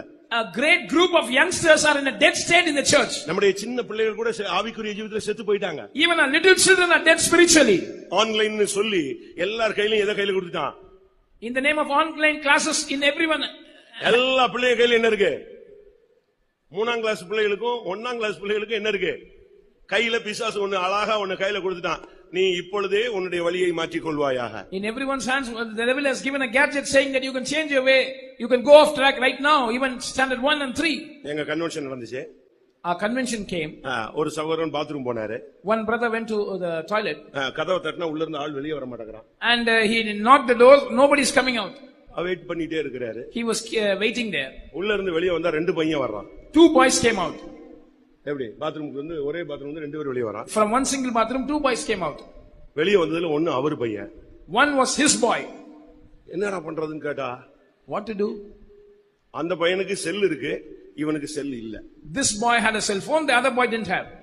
அவனுக்கு ஃபயர் ஃப்ரீ எப்படி இன்ஸ்டால் பண்ணனும் இறக்கணும்னு தெரியுது, இவனுக்கு அது தெரியல. The first boy knew how to install fire free, the second boy did not know. அதனால இப்ப எங்க வச்சு பண்றது? கன்வென்ஷன் நடக்குதா? அதனால 2 பேரும் செலக்ட் பண்ண இடம் அருமையான ஒரு ஒளிப்பிடம் ஏதேன் தோட்டத்துல ஒரு பாத்ரூம் பிடிச்சிட்டாங்க. Where to install free fire?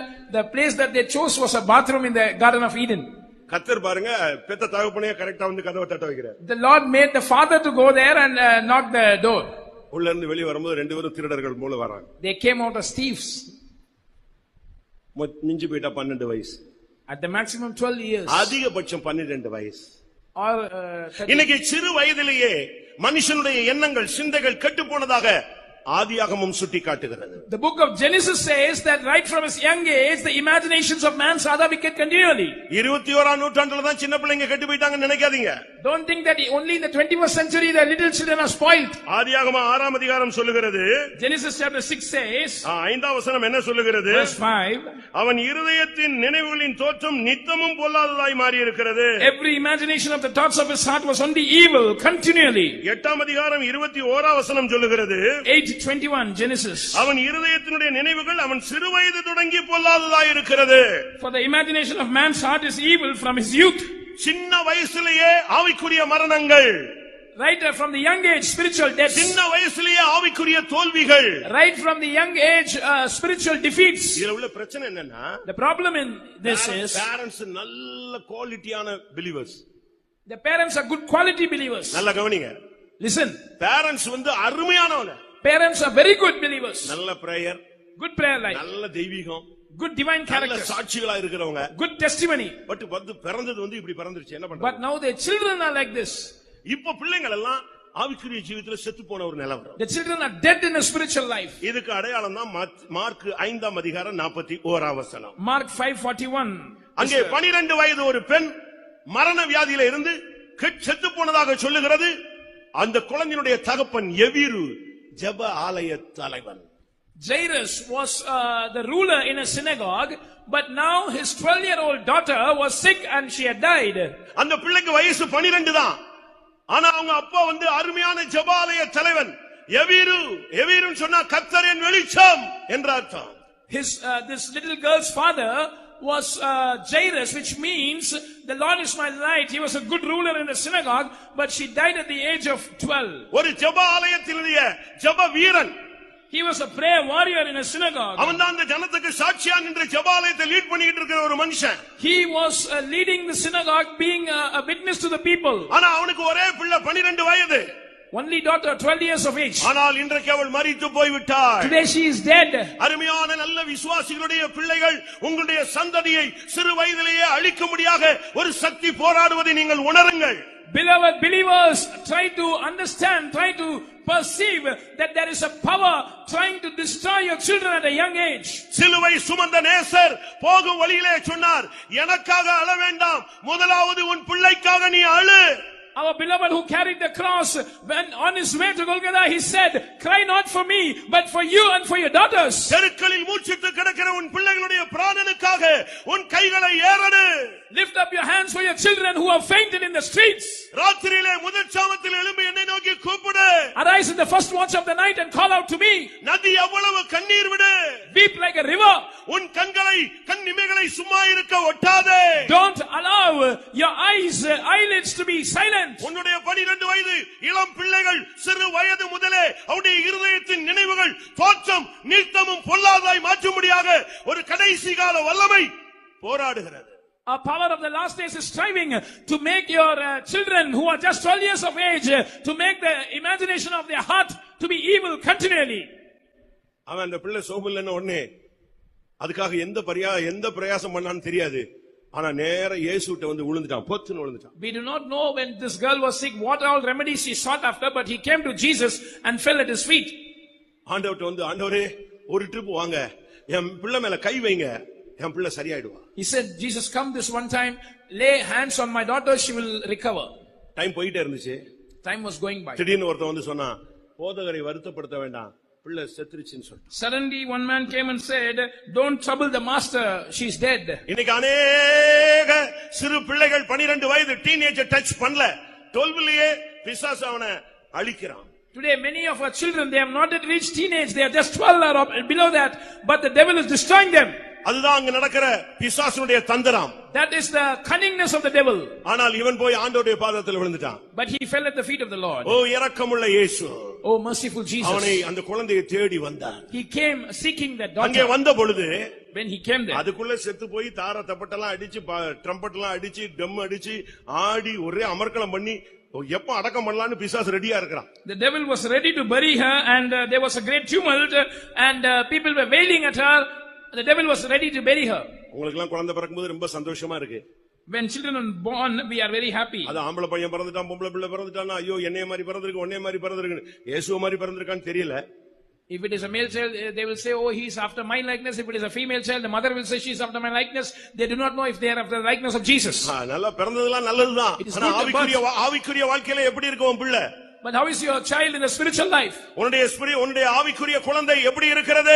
How is your child in spiritual life? Pastor Joel அடிக்கடி ஒரு சப்ஜெக்ட் பேசுவார். Pastor Joel would often speak about a subject. நல்லா கவனிச்சா உங்களுக்கு தெரியும். Those who have observed that carefully will know. ஒரு தீர்க்கதரிசியின் மூலமாக அவங்க பேசி ஒரு குழந்தை பிறக்கிறது, சூனேமியாளுக்கு ஒரு குழந்தை. The Shunammite had a child after a prophet had prayed for her. இதே ஸ்டேஜ்ல Don பிரைசிங்ல பேசியிருப்பாரு. He has spoken this from the same stage in the dawn praising. அந்த அவள் வர்றா, பிள்ளை செத்து போயிருச்சு, கொண்டு போய் மேல் வீட்டுல வச்சுட்டு அவனை தேடி வரா. This child is now dead. She laid him on the upper chamber and came in search of the prophet. அவன் வந்த உடனே கேக்குறான், Immediately he asked, உன் புருஷன் சுகமா இருக்கிறானா? is your husband நீ well? சுகமா இருக்கிறாயா? Are you doing well? அந்த பிள்ளை சுகமா இருக்கிறானா? Is that child, is that lad well? எந்த பிள்ளை? Which child? அதிசயமா தேவன் உனக்கு ஒரு குழந்தையை கொடுத்தாரே, அந்த பிள்ளை நல்லா இருக்கிறானா? அந்த பிள்ளை இப்ப செத்து போய் கிடக்குது. Wonderfully the Lord gave you a child. Is he keeping? ஜெபம் பண்ணி உபவாசம் பண்ணி ஜெபிச்சு அந்த பிள்ளைக்காக படிக்க வச்சு பாட வச்சு வளர்ச்சி வளைஞ்சு கொண்டு அழகா கொண்டு வந்தையே, அந்த பிள்ளை ஆவிக்குரிய ஜீவியத்திலே இப்பொழுது உயிரோடு இருக்கிறானா? You prayed, you fasted, you begat a child, you were bringing him up in a spiritual line, but is that child alive in spiritual life now? உன் பிள்ளையுடைய மீட்புக்காக தேவனுடைய பாதத்திலே போய் விழ வேண்டிய காலம். This is the time when we have to go and fall at the feet of the Lord for the redemption of your child. உன் பிள்ளை எப்படி வளர்க்கணும்? How should you bring up your child? அவன் அடங்காதவன் என்று பெயர் எடுத்து விட கூடாது. He must not get a name that he is not subject. கீழ்ப்படியாதவன் என்று பெயர் எடுத்து விட கூடாது. He must not get the name of a disobedient child. ஆவிக்குரிய சந்ததியாக அவன் பெயர் எடுக்க வேண்டும். He must have the name of a spiritual child. தீத்து 1:6 என்ன சொல்லுகிறது? What does Titus 1:6 say? துன்மார்க்கர் என்றும் அடங்காதவர்கள் என்றும் பெயர் எடுக்காத விசுவாசம் உள்ள பிள்ளைகளை உடையவனாகிய ஒருவன் இருந்தால் அவனை ஊழியத்துக்கு ஏற்படுத்து. If there is a person having faithful children not accused of riot or being unruly, you can appoint him for the ministry. ஆனால் இந்த பிள்ளையை தேடி இயேசு வந்தார். But Jesus came in search of this girl. அருமையான சகோதரனே சகோதரியே, Beloved brother sister, பிள்ளைகளை குறித்த பாரம் உன்னை வாட்டி எடுக்கிறது. the burden about your children is troubling you highly. பிள்ளைகள் வயதுக்கு வர வர உன்னுடைய வயிற்றிலே நீ நெருப்பை கட்டிக்கொண்டு நிற்பதாக நீ புலம்புகிறாய். As your children are growing in age, you are lamenting saying that fire is burning in my belly. உன்னுடைய பிள்ளைகளுடைய வருங்காலம் எப்படி இருக்குமோ என்கிற ஒரு கேள்வியை பிசாசு உனக்கு முன்னே கொண்டு வந்து நிறுத்திக் கொண்டே இருக்கிறார். The devil is continually putting a question before you saying, what will be the future of my child? ஆனால் கிருபையுள்ள தேவன், But gracious God, ஆண்டவராகிய இயேசு, the Lord Jesus, அந்த மரித்து கிடந்த அந்த பிள்ளையை தேடி அங்கே வந்தார். he came in search of the dead child. Mark 5:41 இல்லாவிட்டால் லூக்கா 8:54 பார்க்கும் பொழுது அவர் வந்து அந்த பிள்ளையினுடைய கையை பிடித்து, சிறு பெண்ணே எழுந்திரு, தலித்தா குமி என்று அவர் பேசினார். In Mark 5:41 or in Luke 8:54, you can see he came and lifted up the daughter by her hand and said, arise little child, or Talitha Kumi. ஆன்மீகத்திலே மரித்து போன உன் சந்ததியை இந்த மாலை வேளையிலே எழுந்திரு என்கிற சத்தத்தோடு தெய்வம் இறங்கி வந்திருக்கிறார். With the voice that says arise, God has come down in order to quicken the seed that is dead spiritually. அந்த 12 வயது தான் டைவர்ட் ஆகிற டைம்ங்க. 12 is the age when we get அதுக்கு deviated. பிறகு அதுக்கு ஒரு டிகிரி இருக்கு, teen age. Then there is a degree called teenage. நாசமாக போயிற வயசுன்னு சொல்றாரு. They say where they become corrupt. நான் சென்னையில அண்ணா நகர்ல இருக்கும்போது, When I was in Chennai, Anna Nagar, சுவிட்சர்லாந்துல இருந்து ஒரு ஃபேமிலி வந்தாங்க. there came a family from Switzerland. தன்னுடைய பிள்ளையை படிக்க வைக்கிறதுக்காக கொண்டு வந்தாங்க. They wanted to educate their child here. அந்த பிள்ளை வந்து 5ஆம் கிளாஸ் அங்க படிச்சிருக்கு. 5th standard she studied till இப்ப 6ஆம் கிளாஸ்க்கு இங்க படிக்க கொண்டு வந்தாங்க. In standard 6 they have brought her here. நான் சொன்னேன், சுவிட்சர்லாந்துல இல்லாத படிப்பா தமிழ்நாட்டுல கிடைச்சிர போகுது அப்படின்னு. I asked, will you get a high quality education in Tamil Nadu more than in நான் Switzerland? படிப்புக்காக கொண்டு வரல. Brother, I did not bring her for education. 6th standard போயிட்டா அந்த பிள்ளை நமக்கு கிடையாது. If she goes to 6th standard, that child does not belong to us. அதுக்கு பிறகு அந்த பிள்ளையை கட்டுப்படுத்த முடியாது. You cannot control her. அது எங்கேயும் தங்கலாம், எங்கேயும் போகலாம், யாரோடையும் போகலாம், எப்பவும் வரலாம். She can stay anywhere, she can go anywhere, she can go with anyone, she can come whenever she wants. அதனால இந்த பிள்ளையை அதிலிருந்து இருந்து தப்புவிக்கிறதுக்கு தான் இங்க கொண்டு வந்தோம். So we want our child to escape from that, we have brought her here. 12 வயதுல உன் சந்ததியை திசை திருப்ப பிசாசு முற்படுவான். The devil will try to divert your child at the age of 12. ஆனால் நடந்தது என்ன? But what happened? மறுபடியும் சிறுவர்கள் மேல் என் கைகளை வைப்பேன் என்று சொன்னவர் அந்த சிறு பெண்ணை கையை பிடித்து தலித்தா குமி. He who said, I will turn my hand upon the little ones, he lifted that child by her hand and said, Talitha Kumi. யோசுவா மட்டுமல்ல, பேதுரு மட்டுமல்ல, மரித்து கிடக்கிற நம்முடைய சந்ததியும் எழும்ப வேண்டிய நேரம். Not only Joshua, not only Peter, this is the time when our dead children have to arise. லூக்கா 7:14 பார்க்கும் பொழுது, When we see Luke chapter 7 and verse 14, அங்கே ஒரு வாலிபன் பாடையில கிடக்கிறதை பார்க்கிறோம். we find a young man lying in a corpse. ஆட்டம் ஓட்டம் எல்லாம் முடிஞ்சு போயிருச்சு. All his running and எல்லாம் அவன் என்னென்ன பிரயாசப்பட்டானோ எல்லாமே முடிஞ்சு போயிடுச்சு. all his efforts have come to an end. இப்போ அவன் செத்தே போயிட்டான். Now he is dead. அழுதாங்க.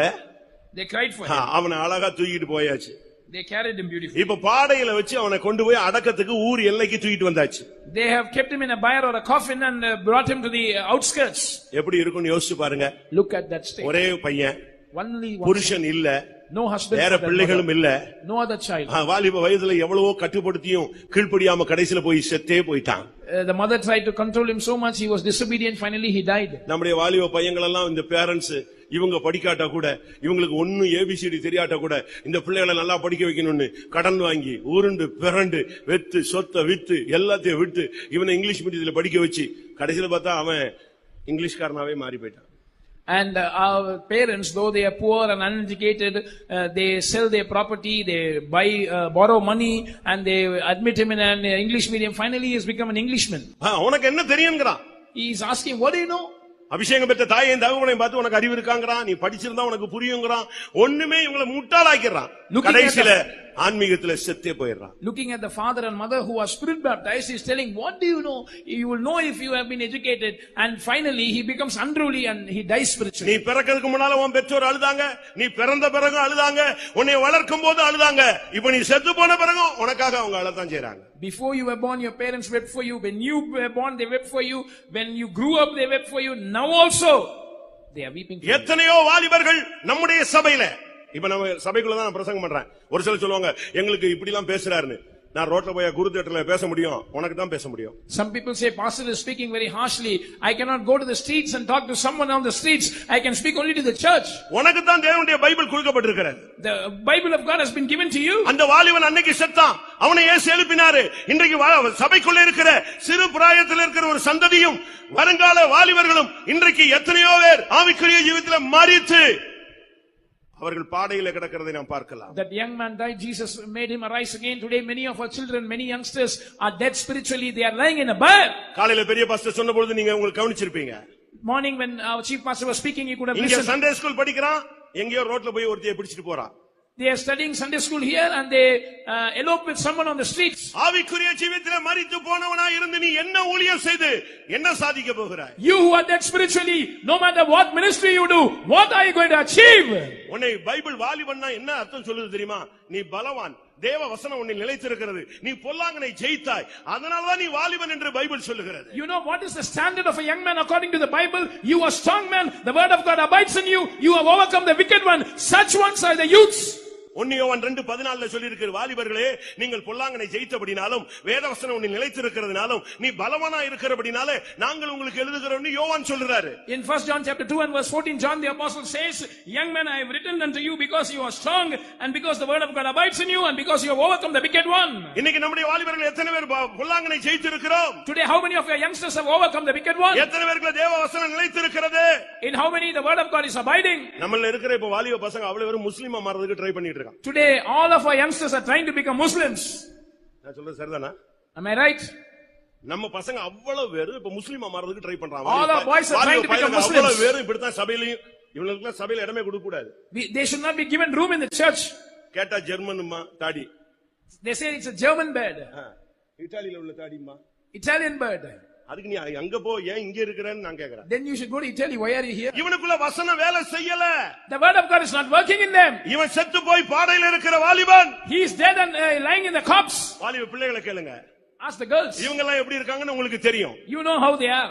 ஒரு அம்மா சொன்னாங்க, அவ இங்கதான் நான் இங்க ஊழியம் செய்யும் போது ஒரு அம்மா சொன்னாங்க, இவ கரெக்டா வேலை முடிஞ்சு வந்த உடனே போய் ரூமை பூட்டுவா, அதுக்கப்புறம் காலையில தான் இறங்குவா.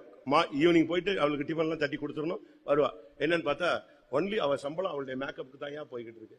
One mother here only when I was serving here, she said evening she would come from the office, go and lock herself in the room. Next morning only she would come. We have to serve meals for her in a room and all her income goes for her makeup. தயவு செய்து மன்னிக்கவும், ஒருவேளை இந்த இங்கே கூட அவங்க உட்கார்ந்திருக்கலாம். I do not know whether that girl is seated here. Please forgive me. என்னடா இது இவர்தான் பேசுறான்னு வந்து கடைசில நம்மளே கவுத்திட்டார்னு நினைச்சிட கூடாது. Don't think finally he has attacked us. வாலிபர் சமுதாயத்தை இழுத்துக் கொண்டிருக்கிறது. अनेक சபையில் உள்ள வாலிபர்கள் பாடையிலே இருக்கிறீர்கள். The evil powers are pulling, dragging away our young society. Many youngsters are lying in the bier. உன்னை கொன்னது மாத்திரமல்ல, உன்னை பாடையில வச்சுதான். எனக்கு லாஸ்ட் டைம் முடிய போகுது. ஆனால் இந்த கூட்டத்தில் கர்த்தர் உன்னை எழுப்ப விரும்புகிறார். He has not only killed you, he has put you in the coffin. Your final moments have come. But in this meeting, the Lord is going to revive you. வாலிபனே எழுந்திரு என்கிற ஒரு சத்தம் அந்த பாடையிலே கிடக்கிற வாலிபனுக்கு கேட்டது. ஜீவன் உள்ளே வந்தது. எழும்பி இயேசுவை பார்த்தான். That young man who was dead and lying in the bed heard a voice. Young man, arise. And life entered into him and he rose up. நாயின் ஒரு விதவியினுடைய மகன் அன்றைக்கு உயிரோடு எழுப்பப்பட்டான். அவனை இயேசு அப்படியே எழுப்பி தாயிட்ட கொடுத்துட்டாரு. தாய் தான் மேலான எருசலேம். நம்ம எல்லாருக்கும் தாயானவள். வாலிபர்கள் சபையிலே ஒப்பு கொடுக்கப்பட வேண்டும். And Jesus made that young man to arise. He was the son of a widow of Nain, and he handed him over to his mother. Our mother is the heavenly Jerusalem. Our youngsters must be risen up. They must be handed over to the church once again. இப்ப காலைல pastor சொன்ன மாதிரி வெளியே போய் கல்யாணம் கட்டுறது கேட்டா அவங்க திரும்பி இங்க வந்துடுறேன்னு சொல்லிட்டாங்க. நாங்க சபையில ஒரு புதிய ஆத்துமாவை கொண்டு வருகிறோம், ஆத்துமாவை ரட்சிக்கிறோம். என்கிட்ட ஒருத்தன் வந்து சொன்னான், நீயே செத்து போயிட்ட, இனிமே இன்னொருத்தர போய் ரட்சிக்க போறியா, நீயும் வரக்கூடாது அவளும் சபைக்குள்ள வரக்கூடாது, வெளியே போன்னு சொன்ன. Like pastor said in the morning, சபையை விட்டு வெளியே போ. They go and marry outside and they say that girl will come here, we will bring a new soul here. One such person came to me, I said, you are already dead, will you revive and save a soul? Both of you get out. ஒரு தெய்வீகமற்ற சந்ததியை ஈன பிறவிகளை சபைக்குள்ளே கொண்டு வருவதை விட நீ வெளியே போவது நல்லதுன்னு சொன்ன. Rather than bringing an ungodly generation, a base and wild generation into the church, get out. அவர் ஒருவனை அல்லவா படைத்தார். Did not he beget one? ஏன் ஒருவனை படைத்தார்? Why did he beget one? ஆவி அவரிடத்தில் பரிபூர்ணமாய் இருந்ததே. Was not the residue of the Spirit in him? ஒருவனை படைத்தார். Then why did he beget one? தேவ பக்தியுள்ள சந்ததியை பெறும்படிதான். To beget a godly seed. தேவ பக்தியுள்ள சந்ததி மட்டும்தான் சபைக்கு தேவை. ஒருவேளை அறியாமல் புரியாமல் தெரியாமல் மாம்சீகத்திலே உலகத்திலே கண்ணியிலே சிக்கி இருக்கிற வாலிபனே, இன்றைக்கு நீ மரித்து பாடையிலே இருந்தாலும் ஒரு இரக்கத்தின் கரம் இன்றைக்கு உனக்காக வருகிறது. ஒரு வார்த்தை, வாலிபனே எழுந்திரு. The church only needs a godly seed. Without understanding, without realizing the fact, if you are lying in the mire, if you are dead, the hand of mercy is extended to you this night. Young man, arise. நீ பாடையிலே சபைக்குள்ள இருந்து என்ன பிரயோஜனம்? What is the use of you being in the church but lying in the mire? அப்போஸ்தலர் 9ஆம் அதிகாரம் 40ஆம் வசனத்தை பார்க்கும் பொழுது, when we see Acts chapter 9 verse 40, பரிசுத்தவான்களுடைய கூட்டத்திலே ஒரு சீஷி இருந்ததாக வேதம் சுட்டிக்காட்டுகிறது. there was a woman disciple in the company of the saints. அவளுக்கு ரெண்டு பேர், ஒன்னு தபித்தாள், மற்றொன்று தொற்காள். She had two names, one was Tabitha, the other was Dorcas. நல்லாதான் இருந்தா, சீஷி தாவா. She was a woman disciple. திடீர்னு பாத்தீங்கன்னா செத்து போயிட்டா. Suddenly she died. ஒரு வியாதி, a sickness. அந்த வியாதி அவளை மரணத்துக்கு இழுத்து கொண்டு போனது. That sickness dragged her to death. கொஞ்ச நேரத்துல செத்துட்டா. Immediately she died. அவளை குளிப்பாட்டி மேல் வீட்டுல கொண்டு போய் வச்சிட்டாங்க. She was bathed and made to lie in the upper chamber. 12 வயது பெண்ணை சொன்னேன். First of all, I told about a 12-year-old woman. நம்முடைய வருங்கால சந்ததிகள். Our future generation. இரண்டாவது ஒரு வாலிபனை சொன்னேன். Secondly, I spoke about a young man. இப்பொழுது தற்காலத்தில் இருக்கிற வாலிப சந்ததி. The current young generation. அடுத்து ஒரு ஆள் செத்து போயிடுச்சு. Now a third person is dead. இவளையும் எழுப்ப வேண்டிய ஒரு டைம் இன்னைக்கு தான். Today is the time to make them arise as well. அவ இந்த ரெண்டு கேட்டகரியிலும் இல்லாத ஒரு சீஷி. She was a woman disciple. நல்ல ஒரு disciple. Good disciple. நற்கிரியைகள் செய்தவள். She did good works. தான தர்மங்கள் செய்தவள். Alms deeds. அங்கிகள் வஸ்திரங்கள் செய்தவள். She made stitched garments. தபித்தாள்னு சொன்னா மான்னு அர்த்தம். Tabitha means a deer. மானானது நீரோடைகளை வாஞ்சித்து கதறுவது போல தேவ சமூகத்திலே ஆண்டவரை நோக்கி வாஞ்சித்து கதறின ஒரு சீஷி. She was a woman disciple who was like a deer or that panted for the water brooks. She was desirous of the presence of God. பெண் மான்கள் கர்த்தருடைய சத்தத்தை கேட்கும் என்று சொன்னது போல இவள் தேவனுடைய சத்தத்தை கேட்கிற ஒரு சீஷி. Like the hinds shall hear the voice of the Lord, it is said, she also was a disciple who had the habit of hearing God's voice. என் கால்களை மான்களின் கால்களை போலாக்கி உயர்தலங்களில் என்னை நடக்க பண்ணுகிறார் என்கிற ஆவிக்குரிய ஜீவிதத்திலே ஒரு ஹைலைட்ல வந்த ஒரு பெண். She was highlighted in the spiritual life, like the word of God says, he maketh my feet like the hinds feet and makes me to walk in my high places. நல்ல ஸ்மூத்தா தான் லைஃப் போயிட்டே இருந்துச்சு. Her life was going on smoothly. ஒரு சைடுல ஊழியம், நற்கிரியைகள், தான தர்மம் எல்லாமே நல்லா தான் இருந்துச்சு.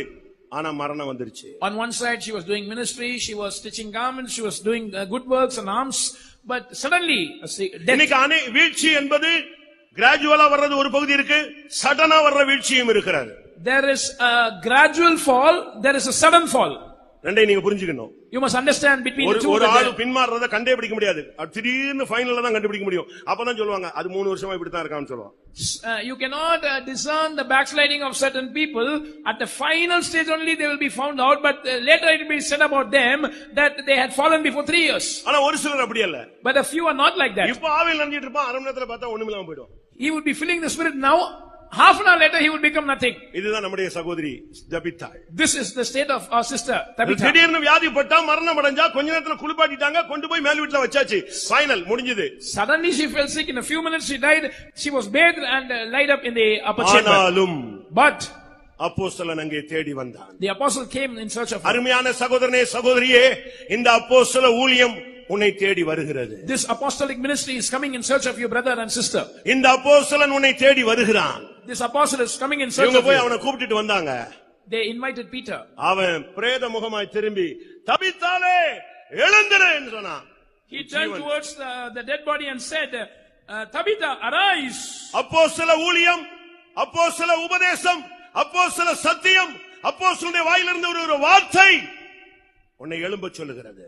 The ministry of the apostles, the doctrine of the apostles, the word that comes out of the apostles' mouth is telling you, arise. நீ மரிக்க வேண்டிய டைம் இது அல்ல. This is not the time for you to die. அருமையான வாலிபனே, நீ மரிக்க வேண்டிய நேரம் இது அல்ல. Beloved young man, this is not the time for you to die. அருமையான சீடனே சீஷியே, நீ மரிக்க வேண்டிய நேரம் இது அல்ல. Brother and sister who is a disciple, this is not the time for you to die. ஜெபாலய தலைவனுடைய மகளே, நல்ல விசுவாசிகளுடைய பிள்ளைகளே, நீங்கள் தோற்று போக வேண்டிய நேரம் இது அல்ல. Oh daughter of the ruler of the synagogue, good believer, this is not the time where you have to be defeated. ஓ இரக்கத்தின் தேவன் உன்னை தேடி இந்த வார்த்தைகள் மூலமாய் வருகிறார். மகனே எழுந்திரு, மகளே எழுந்திரு என்ற வார்த்தை உன்னை தேடி வருகிறது. God of mercy is coming in search of you with these words, son, daughter, arise. பேதுருவை பார்த்து எழுந்திருன்னு சொன்னார். Looking at Peter he said arise. யோசுவாவை பார்த்து எழுந்திருன்னு சொன்னார். Looking at Joshua he said arise. ரெண்டு பேரும் உயிரோட இருந்தா எழும்பிட்டான். Both were alive, they rose up. ஆனா 12 வயது பெண் செத்து போயிட்டா. But the 12-year-old daughter was dead. சீஷி இறந்து போயிட்டா. This woman disciple was dead. வாலிபன் மரிச்சு போயிட்டான். The young man was dead. இவனை எழும்பினா எப்படி எழும்புவா? When we say arise, how will they arise? இதுக்குள்ளதான் சத்தியம் இருக்கிறது.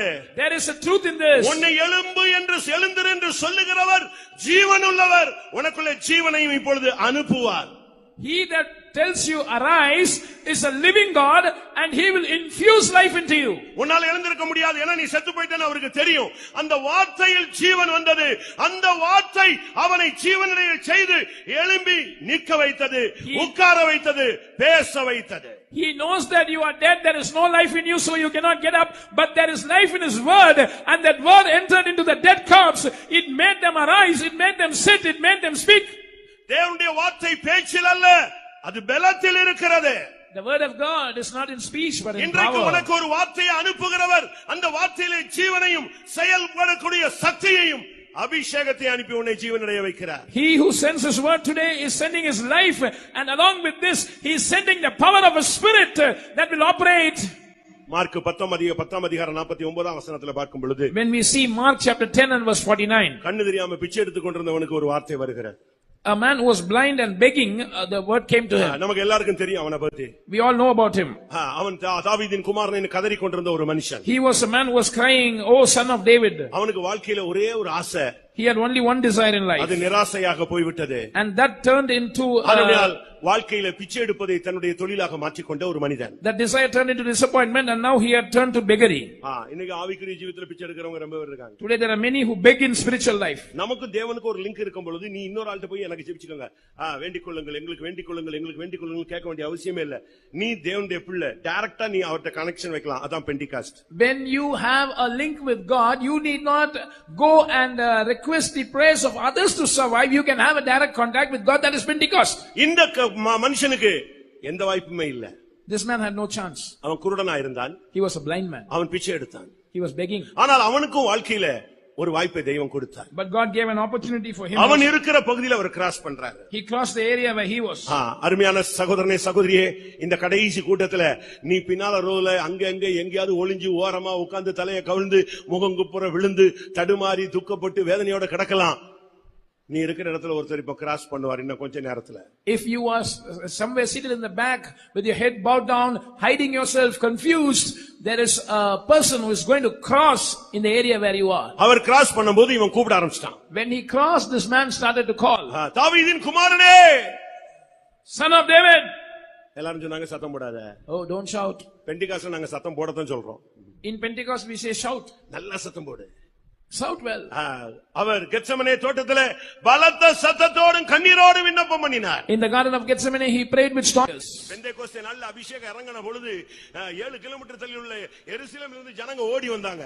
When the anointing came down on the day of Pentecost, people came running from 7 kilometers far away from என்ன நடந்தது? What happened? இவன் பின்னும் அதிகமாய் சத்தமிட்டான். He further shouted. அப்ப வந்து சொன்னாங்க அவர் இயேசு சொன்னார் அவனை கூட்டி வந்து. Jesus said, call him. இயேசு உன்னை அழைக்கிறார். Jesus எழுந்திரு. is calling you, arise. எழுந்திரு. Arise. ஆவிக்குரிய ஜீவியத்திலே சபை தரிசனமற்று குருடாக அநேக ஊழியர்களும் விசுவாசிகள் இங்கே உட்கார்ந்து இருக்கிறதை நான் உணர்கிறேன். The church has lost its spiritual vision and I feel that many servants of God and believers are seated like blind people. நல்ல தரிசனம் உள்ளவங்க இப்ப தரிசனமே கிடையாது. People who had good vision have no vision now. சபையிலே உனக்கு உன் குடும்பத்திலே நீ இருக்கிற இடத்துல தரிசனம் இல்லன்னு சொன்னா நீ இருக்கிற இடம் ஏலியின் வீடாக மாறிக்கொண்டிருக்கிறது என்பதை நீ புரிந்து கொள்ள வேண்டும். Whether it is the church or your family or wherever you are kept, if there is no vision, it means that place is becoming like the family of Eli. ஏலியின் காலங்களில் அவனுடைய கண்கள் மங்கி போய் கிடந்தது.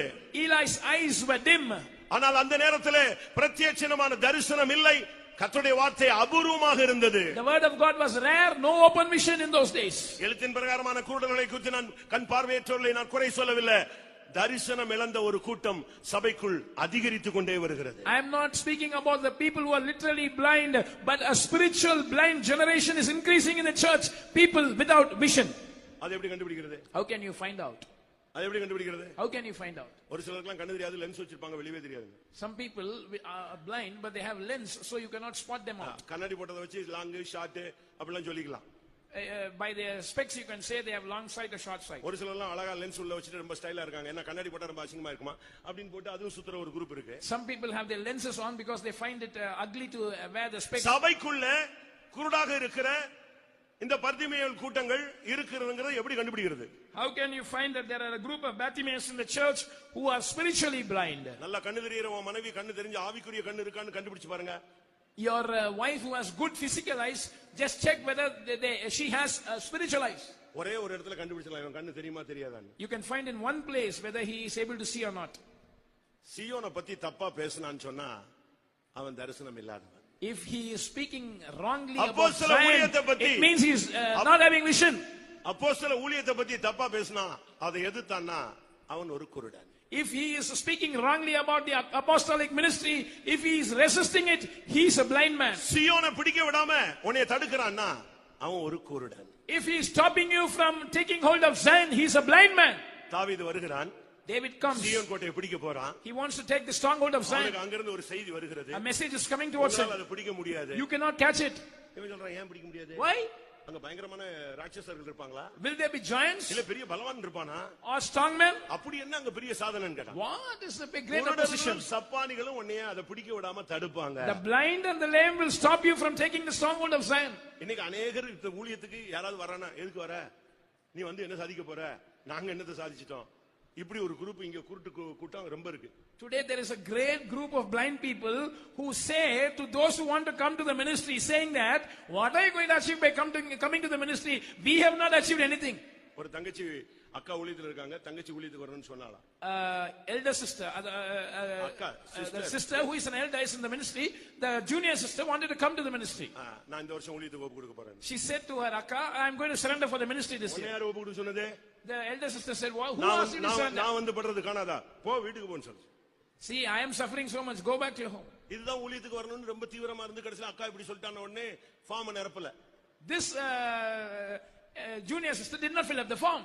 தங்கச்சி தான் ஜூனியர்னா என்ன அவங்க கூட பிறந்த தங்கச்சி தான். The sister, younger sister. Pastor கேட்டார் என்னமா நீ பாகம்லாம் எழுதி கொடுக்கறேன்னு ஃபெய்த்தம்ல இருந்தே இப்ப எழுதி கொடுக்க மாட்டேங்கற என்னன்னு கேட்டா எங்க அக்கா இப்படி சொல்லிட்டான். உடனே பாஸ்டர் கூப்பிட்டாரு, நீ ஃபார்ம் எழுதி கொடுத்து நீ வா, அவளை எங்க போக சொல்லிடலாம், வீட்டுக்கு போக சொல்லிடலாம். The ஏன்னா இங்க youngest, இருந்து ஒண்ணு சாதிக்க போறல, கண்ணுல குருடு போய் கூடாயிடுச்சு, தரிசனம் போயிடுச்சு, சீயோனின் மகிமை மங்கி போய் விட்டது, அவளை அனுப்பு, நீ உள்ள வந்துரு. the pastor asked this younger sister, why you wanted to fill up the form? What happened? Why are you retreating? She said, my akka said like this, and he said, you fill up the form, come to the ministry, we can send your akka home. No use being a blind, having lost the vision of Zion. இன்னைக்குள்ள வாலிபர்களுக்கு இந்த மதில் மேல் பூனை மாதிரி உட்கார்ந்துட்டே இருக்கிறான். போகவா வேண்டாமா, கல்யாணம் கட்டவா, கல்யாணம் கட்டி ஊழியத்துக்கு போகாம வந்துட்டா சாபம், சரி கல்யாணமே கட்ட வேண்டாம், ஊழியத்துக்கு போய் திரும்பி வந்துட்டா அதோட ஊழியத்துக்கு போக வேண்டாம். இப்படியே 40 வயசு வரைக்கும் சன்னியாசிகள் சபையில் பெருகிக் கொண்டே வருகிறார்கள். Today, our youngsters are like a cat on the wall. They know that they have a calling, and if they get married, that will be a curse. So they don't want to marry. But if they go to the ministry, if they come back, oh, what will I do? Saying so, they are like sannyasis till the age of 40. இன்னும் ஒரு group இருக்கு, கூப்பிட்டா வருவோம். There is another group who say, if the Lord calls me, I will come. கூப்பிட்டா வருவோம்னு சொல்லிட்டு இவன் ஒரு 10 வருஷம் ஓடிட்டே இருக்கான். They are wasting 10 years saying that if the Lord calls me, I will come. Pastor John பால் சொல்வாரு, Pastor John Paul would say, அவர் ஊழியத்துக்கு வரும்போது உனக்கு அழைப்பு என்னன்னு கேட்டாங்களா chief pastor. the chief pastor asked Pastor John Paul, what is your calling, when he offered himself for the ministry? அழைப்புன்னா அப்படின்னு கேட்டாங்க. He said, calling, what is it? ஆண்டவர் உன்கிட்ட என்னப்பா பேசியிருக்கிறாரு, ஊழியத்துக்கு வர சொல்லி ஏதாவது வசனம் சொன்னாரு. What did the Lord speak to you? அப்படிலாம் ஒண்ணும் சொல்லலையா? He did not give any verse. அப்ப எதுக்கு நீ வர? Then why do you come? எங்க அப்பா வீட்ல வேலை செய்யறதுக்கு என்னை கூப்பிட்டா தான் வரணுமா? He said, should I have an invitation to serve in my father's home? உடனே பாஸ்டர் சொன்னா, உங்க அப்பா வீட்டுக்கு நீ வந்துரு, ஒண்ணுமே பிரச்சனை இல்ல, நீ ஆசை இருக்குன்னா வந்துருன்னு சொல்லு. Immediately the pastor said, if you have such a desire to serve in your father's house, you can come, no problem. கூப்பிட்டா வருவேன் சொல்லிட்டே இன்னைக்கு 199 பேர் கல்யாணம் கட்டிட்டான். They kept saying that if the Lord calls me, I will come. If the Lord calls me, I will come. 99% have got married. இதே மதுரையில வந்து கொஞ்ச நாள் ஊழியத்துக்கு வரேன்னு சொல்லிட்டு ஒருத்தன் எஸ்கேப் ஆயிட்டான். This same Madurai, the boy was there saying that I will come for the ministry. He escaped. கொஞ்ச நாள் கழிச்சு அவன் கல்யாணம் கட்டணும்னு என்கிட்ட வந்தான். And after a few days, he said, I want to get married. அவனுக்கு பொண்ணு பார்த்த சிஸ்டர்ட்ட சொன்ன, சிஸ்டர் கவனம், அவன் கொஞ்ச நாள் சென்டர்ல இருந்திருக்கான், கொஞ்சம் கவனமா இருங்கன்னு. A sister arranged a bride for him. I told that sister, be careful. He was in the faith home, wanting to go to the ministry. இல்ல நான் வரலன்ட்டான். Then he said, no, I will not come for the ministry. நான் சொன்னேன், போ Don pricing போ. I said, go to the dawn praising. கர்த்தர் சொன்னா கல்யாணம் கட்டு, கர்த்தர் சொல்லலன்னா கர்த்தர் கூப்பிட்டாருன்னா ஊழியத்துக்கு போ. I said, if the Lord speaks to you, go to the ministry. If the Lord doesn't speak, get married. வந்துட்டான். He came. திரும்பவும் சொல்றான், நான் கல்யாணம் தான் கட்டுவேன். Immediately after that, he said, I will only get married. என்னடா சொன்னாரு? He said, what did the Lord say? மனைவியை கண்டடைகிறவன் ஜீவனை கண்டடைகிறான். சரியான வசனம் கண்டுபிடிச்சாராங்க. He said, the Lord spoke saying, he that findeth a wife findeth life. சிலுவை சுமக்க வந்துவிட்டு யாக்கோபு கர்த்தரை பின்பற்ற வந்துவிட்டு, யாக்கோபு ஒரு பெண்ணுக்காக ஊழியம் செய்தான், ஒரு பெண்ணுக்காக ஆடு மேய்த்தான். இது அந்த ஊழியம் அல்ல, இது சிலுவை சுமக்கிற ஊழியம், சீயோனின் ஊழியம், அன்னக ஊழியம், அப்போஸ்தல ஊழியம், மெல்கிசேதேக்கின்படி உள்ள ஊழியம். இதுல தரிசனம் இல்லாதவர்கள் வர வேண்டாம், வந்தாலும் நிக்க முடியாது. This is not a place where Jacob, who came to serve God, finally was rearing the sheep for a girl. He started serving for a woman. This is not that ministry. If you don't have such a vision of Zion, that it is a ministry of bearing the cross, that it is a ministry of the eunuchs, that it is a consecrated ministry after the order of Melchizedek, that it is an apostolic ministry. If you lack this vision, don't come. இன்றைக்கு அருமையான தேவனுடைய ஜனமே, உன் கண்களை திறக்கும்படியாகவே கர்த்தர் இந்த கூட்டத்துக்கு கொண்டு வந்திருக்கிறார். தரிசனமற்ற வாலிபனே, வாலிப சகோதரியே, வாழ்க்கையை குருடாகவே போய்க் கொண்டிருக்கிறவனே, இன்றைக்கு உன் மனக்கண்களை கர்த்தர் திறப்பாராக. This evening meeting, the Lord has brought you specifically to open your blinded eyes. You who are walking as a blind person, may the Lord open your eyes. Pastor Don அவர்கள் ஒரு பில்டிங் பெரிய engineer. Pastor Don was an architect. அவர் ஒரு பகுதியில் evangelist. On one side he was doing evangelism. அவர் பெரிய அருமையான architect. On the other side he was a very special architect. அவர் ஒரு கண்ணாடி மாளிகை கட்டறதுக்கு ஒரு அழகாக ஒரு ப்ளூ பிரிண்ட் போட்டு லைட் எல்லாம் போட்டு அப்படியே ரூம்ல செட் பண்ணி வச்சு இந்த மாடல்ல செய்யணும்னு அழகா பண்ணி வச்சார். He had planned to build a building of glass, and he had printed a blueprint, and he had even set up the lights for it. அத பார்த்து திருப்தி அடைஞ்சிட்டு இருந்தார். He was seeing that and satisfied, seeing that and getting satisfied. ஒரு இரவு one night கர்த்தர் அந்த பில்டிங்கை திருப்பி காட்டினார். The Lord showed the building in reverse. ஃபுல்லா இது ப்ளூ பிரிண்ட் இப்படி இருக்கு, நீ கட்டி முடிச்சிட்டீனா எப்படி இருக்கும்னு அப்படியே காட்டினாராம். The Lord showed him what the structure would be after the building was raised. அவருக்கு பயங்கர ஆச்சரியம், ஐயோ நான் கட்ட போற மாளிகை இப்படி இருக்கான்னு. Oh, is it going to be so marvelous? அப்படியே ஒரு திருப்பி சீயோன் அப்படி காட்டினாராம். And he turned this direction and showed Zion. இது ஃபீஸ் போன பல்ப் மாதிரி இருந்துச்சு. அது 1000 வாட் மாதிரி இருந்துச்சு. That was like a 1000-watt bulb. This was a bulb whose fuses நீ blown இந்த out. உலகத்திலே பிழைப்புக்காக இந்த மாளிகை கட்டுகிறாய், நானோ சியோனிலே உனக்காக இதை கட்டி கொண்டிருக்கிறேன், நான் சியோனை கட்டி மகிமையில் வெளிப்படுவேன் சொன்னாரு. அன்னையோட எல்லாத்தையும் மூடிட்டு கிளம்பி வந்துட்டார். The Lord said, for your survival on this earth, you are building you are making plans for the building like an architect, but I am building up Zion, and I will build up Zion and appear in glory. He immediately closed this profession, came to the ministry. கர்த்தர் சியோனை கட்டி கொண்டிருக்கிறார். தரிசனம் இல்லாத சகோதரனே சகோதரியே, இன்றைக்கு ஆண்டவர் உன்னை அழைக்கிறார். எழுந்திரு, மேல் வஸ்திரங்களை தூக்கி எறிந்து இயேசுவண்டை வா. இன்றைக்கு உன் தரிசனங்களை சியோனை நோக்கி, புதிய எருசலேமை நோக்கி தெய்வம் திருப்புவாராக, திறப்பாராக. Brother, sister, the Lord is building Zion. He is calling you today. He is opening your blind eyes. He is telling you, throw away your garment and come. Let him turn your direction towards Zion and Jerusalem. எபேசியர் 5:14 சொல்லுகிறது, தூங்குகிற நீ மரித்தோரை விட்டு எழுந்திரு, கிறிஸ்து உன்னை பிரகாசிப்பார். Ephesians 5:14 says, you who are sleeping, arise from the dead, and then Christ shall give you light. சபையில கடைசி காலத்துல உள்ள ஒரு பெரிய பேர் அழிவுன்னு சொல்கிறது தூக்கத்தின் ஆவி. The greatest disaster in the church in these last days is the spirit of sleep. பையங்களை பாருங்க, நல்லா தூங்குவாங்க. The boys, they will sleep well. Girls அருமையா தூங்க, முக்காடு போட்டா ஃபர்ஸ்ட் கிளாஸா போய்டுவாங்க. Girls, if they have their covering veil on, they will sleep very well. இப்ப தூக்கத்தின் ஆவி உலகம் முழுசும் பயங்கர ஸ்பீட்ல போயிட்டு இருக்கு. The spirit of slumber is attacking the world vehemently. வேலை செய்யற நேரத்துல வேலைக்கு போறது இல்ல, ஜெபம் வேண்டிய நேரத்துல ஜெபத்துக்கு வர்றது இல்ல, வந்தாலும் தூங்கிறது. இந்த தூக்கத்தின் ஆவி சபைக்குள்ள ஜெபத்தை சுத்தமா அழிச்சிருச்சு. They do not go to the office on time. They do not come to the meetings on time. They do not pray when they ought to pray. The spirit of sleep has destroyed the spirit of prayer from the church. அன்னாலை போல ஜெபிக்கிற இன்றைக்கு முதியோர்கள் இல்லை.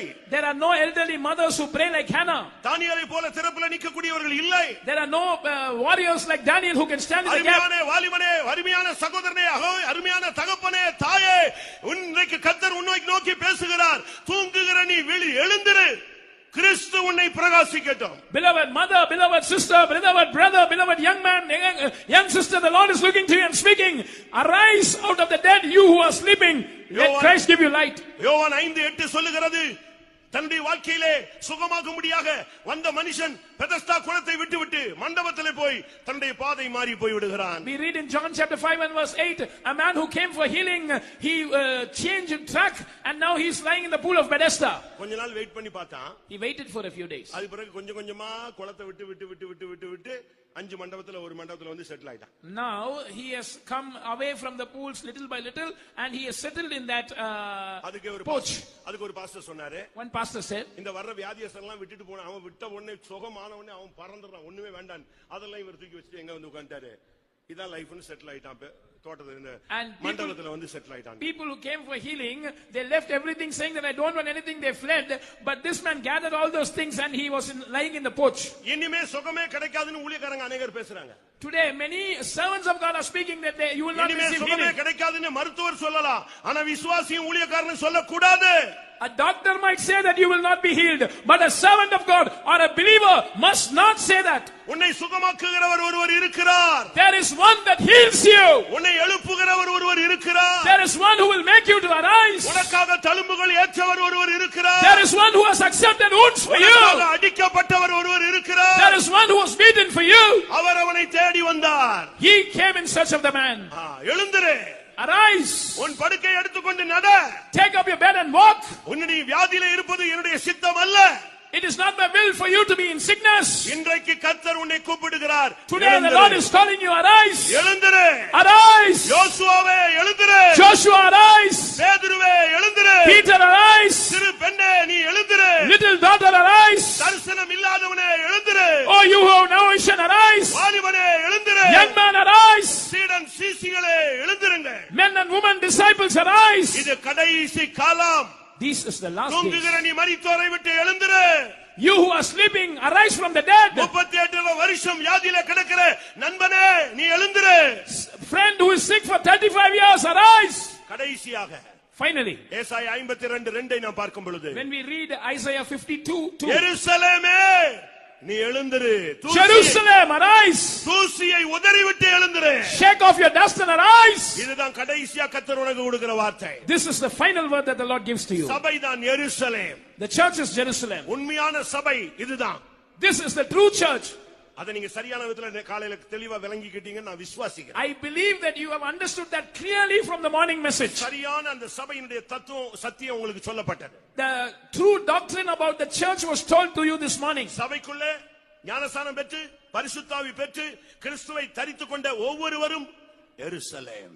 Everyone who is water baptized, spirit baptized and have put on Christ in the church are Jerusalem. எருசலேமே சபையே, பெந்தேகோஸ்தே சபையே, தூசியை உதறிவிட்டு எழுந்திரு. O Jerusalem, O church, O Pentecostal church, shake off your dust and arise. எத்தனை பேர் இன்றைக்கு கர்த்தருடைய வார்த்தை எனக்காகவே வருகிறது, நான் கர்த்தருக்காக எழுந்து நிற்க போகிறேன், என்னை கிறிஸ்து பிரகாசிக்க வேண்டும் என்று விரும்புகிறீர்கள்? அத்தனை பேரும் அங்கே இருக்கிற இடத்துல கண்களை மூடி முழங்கால் படியிடுங்கள். How many of you want to shake off your dust and arise? How many of you want Christ to enlighten you? Wherever you are, be on your knees, close your eyes. 5 நிமிடம் 5 minutes. இயேசு அந்த 38 வருஷம் மனுஷனுக்கு எழுப்புறதுக்கு 1 second தான். எழுந்திரு. To raise the man who was sick for 38 years, it took Jesus just 1 second. Arise. முழங்கால் போடுங்க பார்க்கலாம். Be on your knees. ஊழியர்களானாலும் சரி, விசுவாசிகளானாலும் சரி. Whether you are workers, whether you are believers. இது கடைசி கூட்டம். This is the last meeting. படுத்த நிலவரத்திலேயே போயிராத, பாடையில இருந்த நிலவரத்திலேயே போயிராத, செத்து போன நிலவரத்திலேயே மேல் வீட்டிலேயே இருந்துகிட்டு அந்நிய பாஷை பேசிட்டு இருக்கேன்னு போயிராத. Don't remain in your sick bed and go away. Don't remain in the corpse and go away.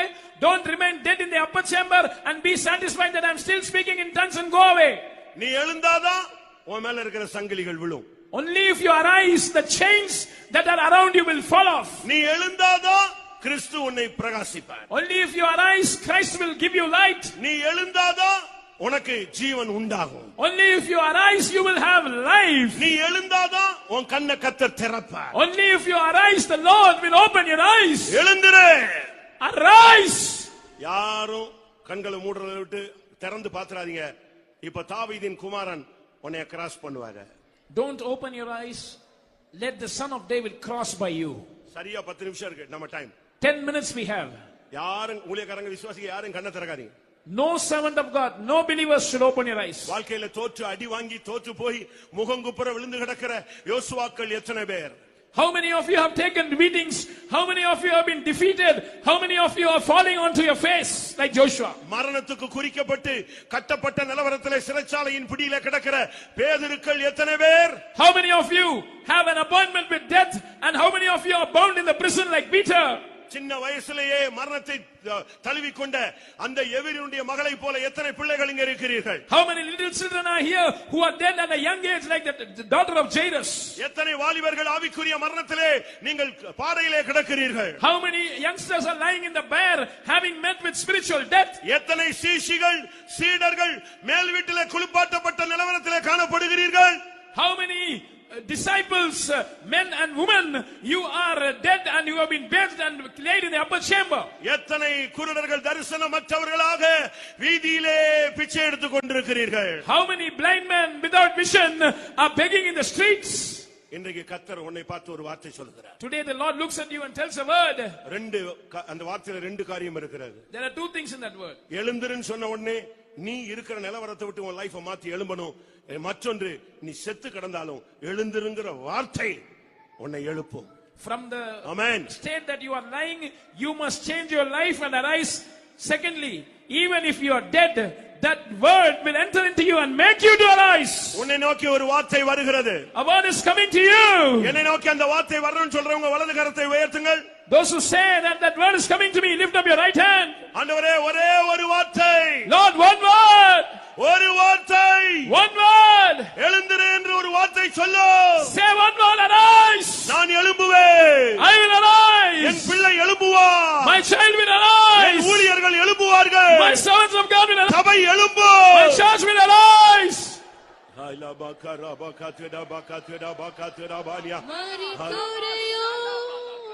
Hallelujah, hallelujah, hallelujah, hallelujah, hallelujah, hallelujah. Mahani mahari balaka chidabania. Amen. Chidabalaka chidibika chida. Hallelujah, hallelujah, hibalaka chida. Amen. எனக்காக என் புருஷனுக்காக, என் மனைவிக்காக, என் பிள்ளைக்காக, என் சபைக்காக எழுந்திருங்கிற ஒரு வார்த்தையை இன்றைக்கு தேவன் தெளிவாக என்னை நோக்கி அனுப்ப வேண்டும் சொல்றவங்க கைகளை வைத்துங்க. Those who say that God must send a word for me, for my family, for my child, for my church, arise, lift up your hands. நீங்க இவ்வளவு நேரம் காமனா அந்த பிரசங்கம் கேட்டுட்டு இருந்தீங்க. Today commonly you were hearing this sermon. இப்ப பர்சனலா தேவனுடைய வார்த்தை டைரக்டா சிங்காசனத்திலிருந்து உன்னை நோக்கி வர போகிறது. Now personally this word is going to come from the throne towards you. அந்த வார்த்தையிலே ஒரு தொடுதல் உண்டு. There is a touch in that word. அந்த வார்த்தையிலே ஒரு ஜீவன் உண்டு. There is a life in that word. அந்த வார்த்தையிலே ஒரு அக்கினி உண்டு. There is a fire in that word. அந்த வார்த்தையிலே ஒரு அபிஷேகம் உண்டு. There is an anointing in that word. அந்த வார்த்தையிலே ஒரு மறுரூபம் உண்டு. There is a transformation in that word. அந்த வார்த்தையிலே ஒரு சிருஷ்டிப்பு உண்டு. There is a creation power in that word.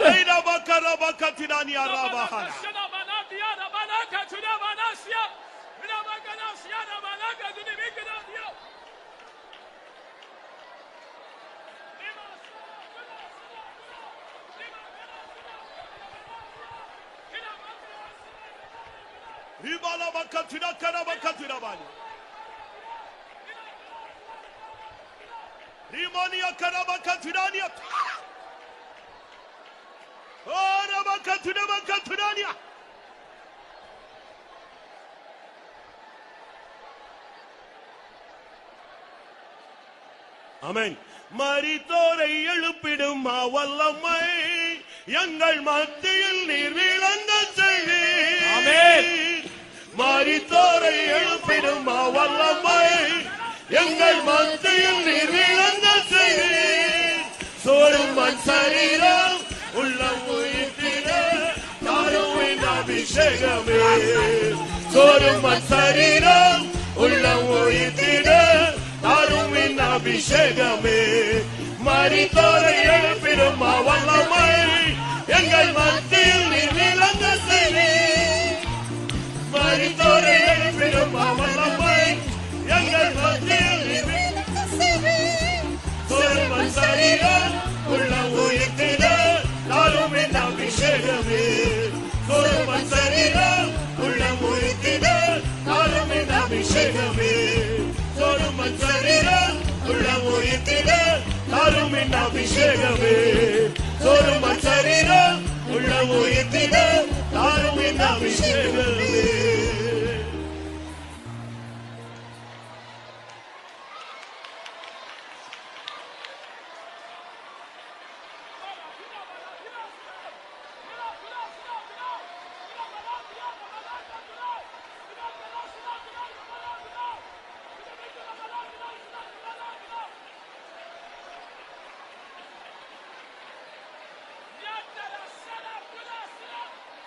ஆமென். அருமையான தேவனுடைய ஜனமே, அருமையான நண்பனே, இந்த வார்த்தை உனக்குரியதாக இருந்தால் இப்பொழுது ஒரு சக்தி உன்னை தொடும். Beloved people of God, beloved friend, if this word is for you, a power will touch you now. அருமையான ஊழியர்களே, இந்த வார்த்தை உங்களுக்குரியதாக இருந்தால் சியோனின் சக்தி உன்னை இப்பொழுது தொடும். Beloved servants of God, if this word is for you, the power from Zion will touch you. வாலிபனே, இந்த வார்த்தை உனக்குரியதாக இருந்தால் இப்பொழுது அபிஷேகம் உன்னை தொடும். Youngster, if this word is for you, anointing will touch you now. எத்தனை பேர் அதை எதிர்பார்க்கிறீர்கள்? How many of you are anticipating that? மரித்தோரை எழுப்பிடும் வல்லமை எங்கள் மத்தியில் நீர் விளங்க செய்வீர். மரித்தோரை எழுப்பிடும் வல்லமை எங்கள் மத்தியில் நீர் விளங்க செய்வீர். சோறும் மண் சரீரம் உள்ளம் உயிர்த்திட தாரும் அபிஷேகமே. சோறும் மண் சரீரம் உள்ளம் உயிர்த்திட தாரும் அபிஷேகமே. மரித்தோரை எழுப்பிடும் வல்லமை எங்கள் மத்தியில் நீர் விளங்க செய்வீர். மரித்தோரை எழுப்பிடும் வல்லமை எங்கள் மத்தியில் நீர் விளங்க செய்வீர். சோறும் மண் சரீரம் உள்ளம் உயிர்த்திட தாரும் அபிஷேகமே.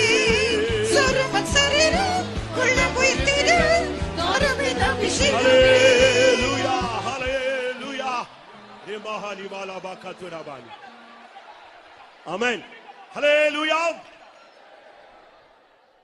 இன்றைக்கு எழுந்திருக்காதவன் வருகையில எழுப்பப்பட முடியாது. He who does not rise today cannot be resurrected at the coming. இது உனக்குரிய time. This is your time.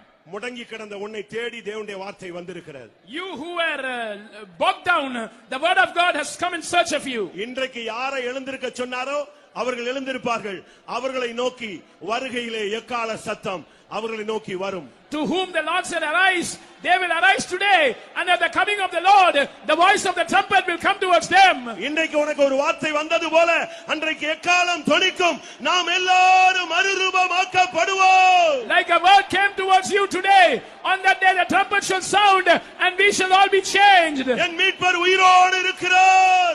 My Redeemer liveth, நான் அவரை காண்பேன். and I shall see him. அந்நிய கண்கள் அல்ல, Not strange eye, காணோம். my own eyes shall see him.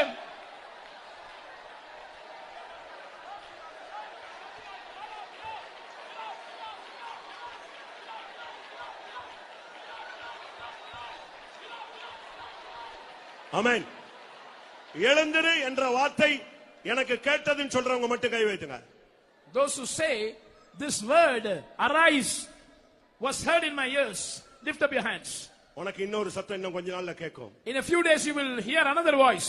எக்கால சத்தம். That is the voice of the trumpet. நிச்சயமாய் உனக்கு கேட்கும். You will surely hear that. ஆரவாரத்தோடு, With a great shout. கர்த்தர்தாமே பிரதான தூதனுடைய சத்தத்தோடு, With the voice of the archangel. தேவ எக்காலத்தோடு With the இறங்கி trumpet of வருவார். God, he shall come down.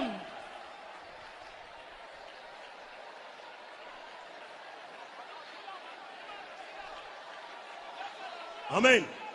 ஆரவாரம் கேட்குது.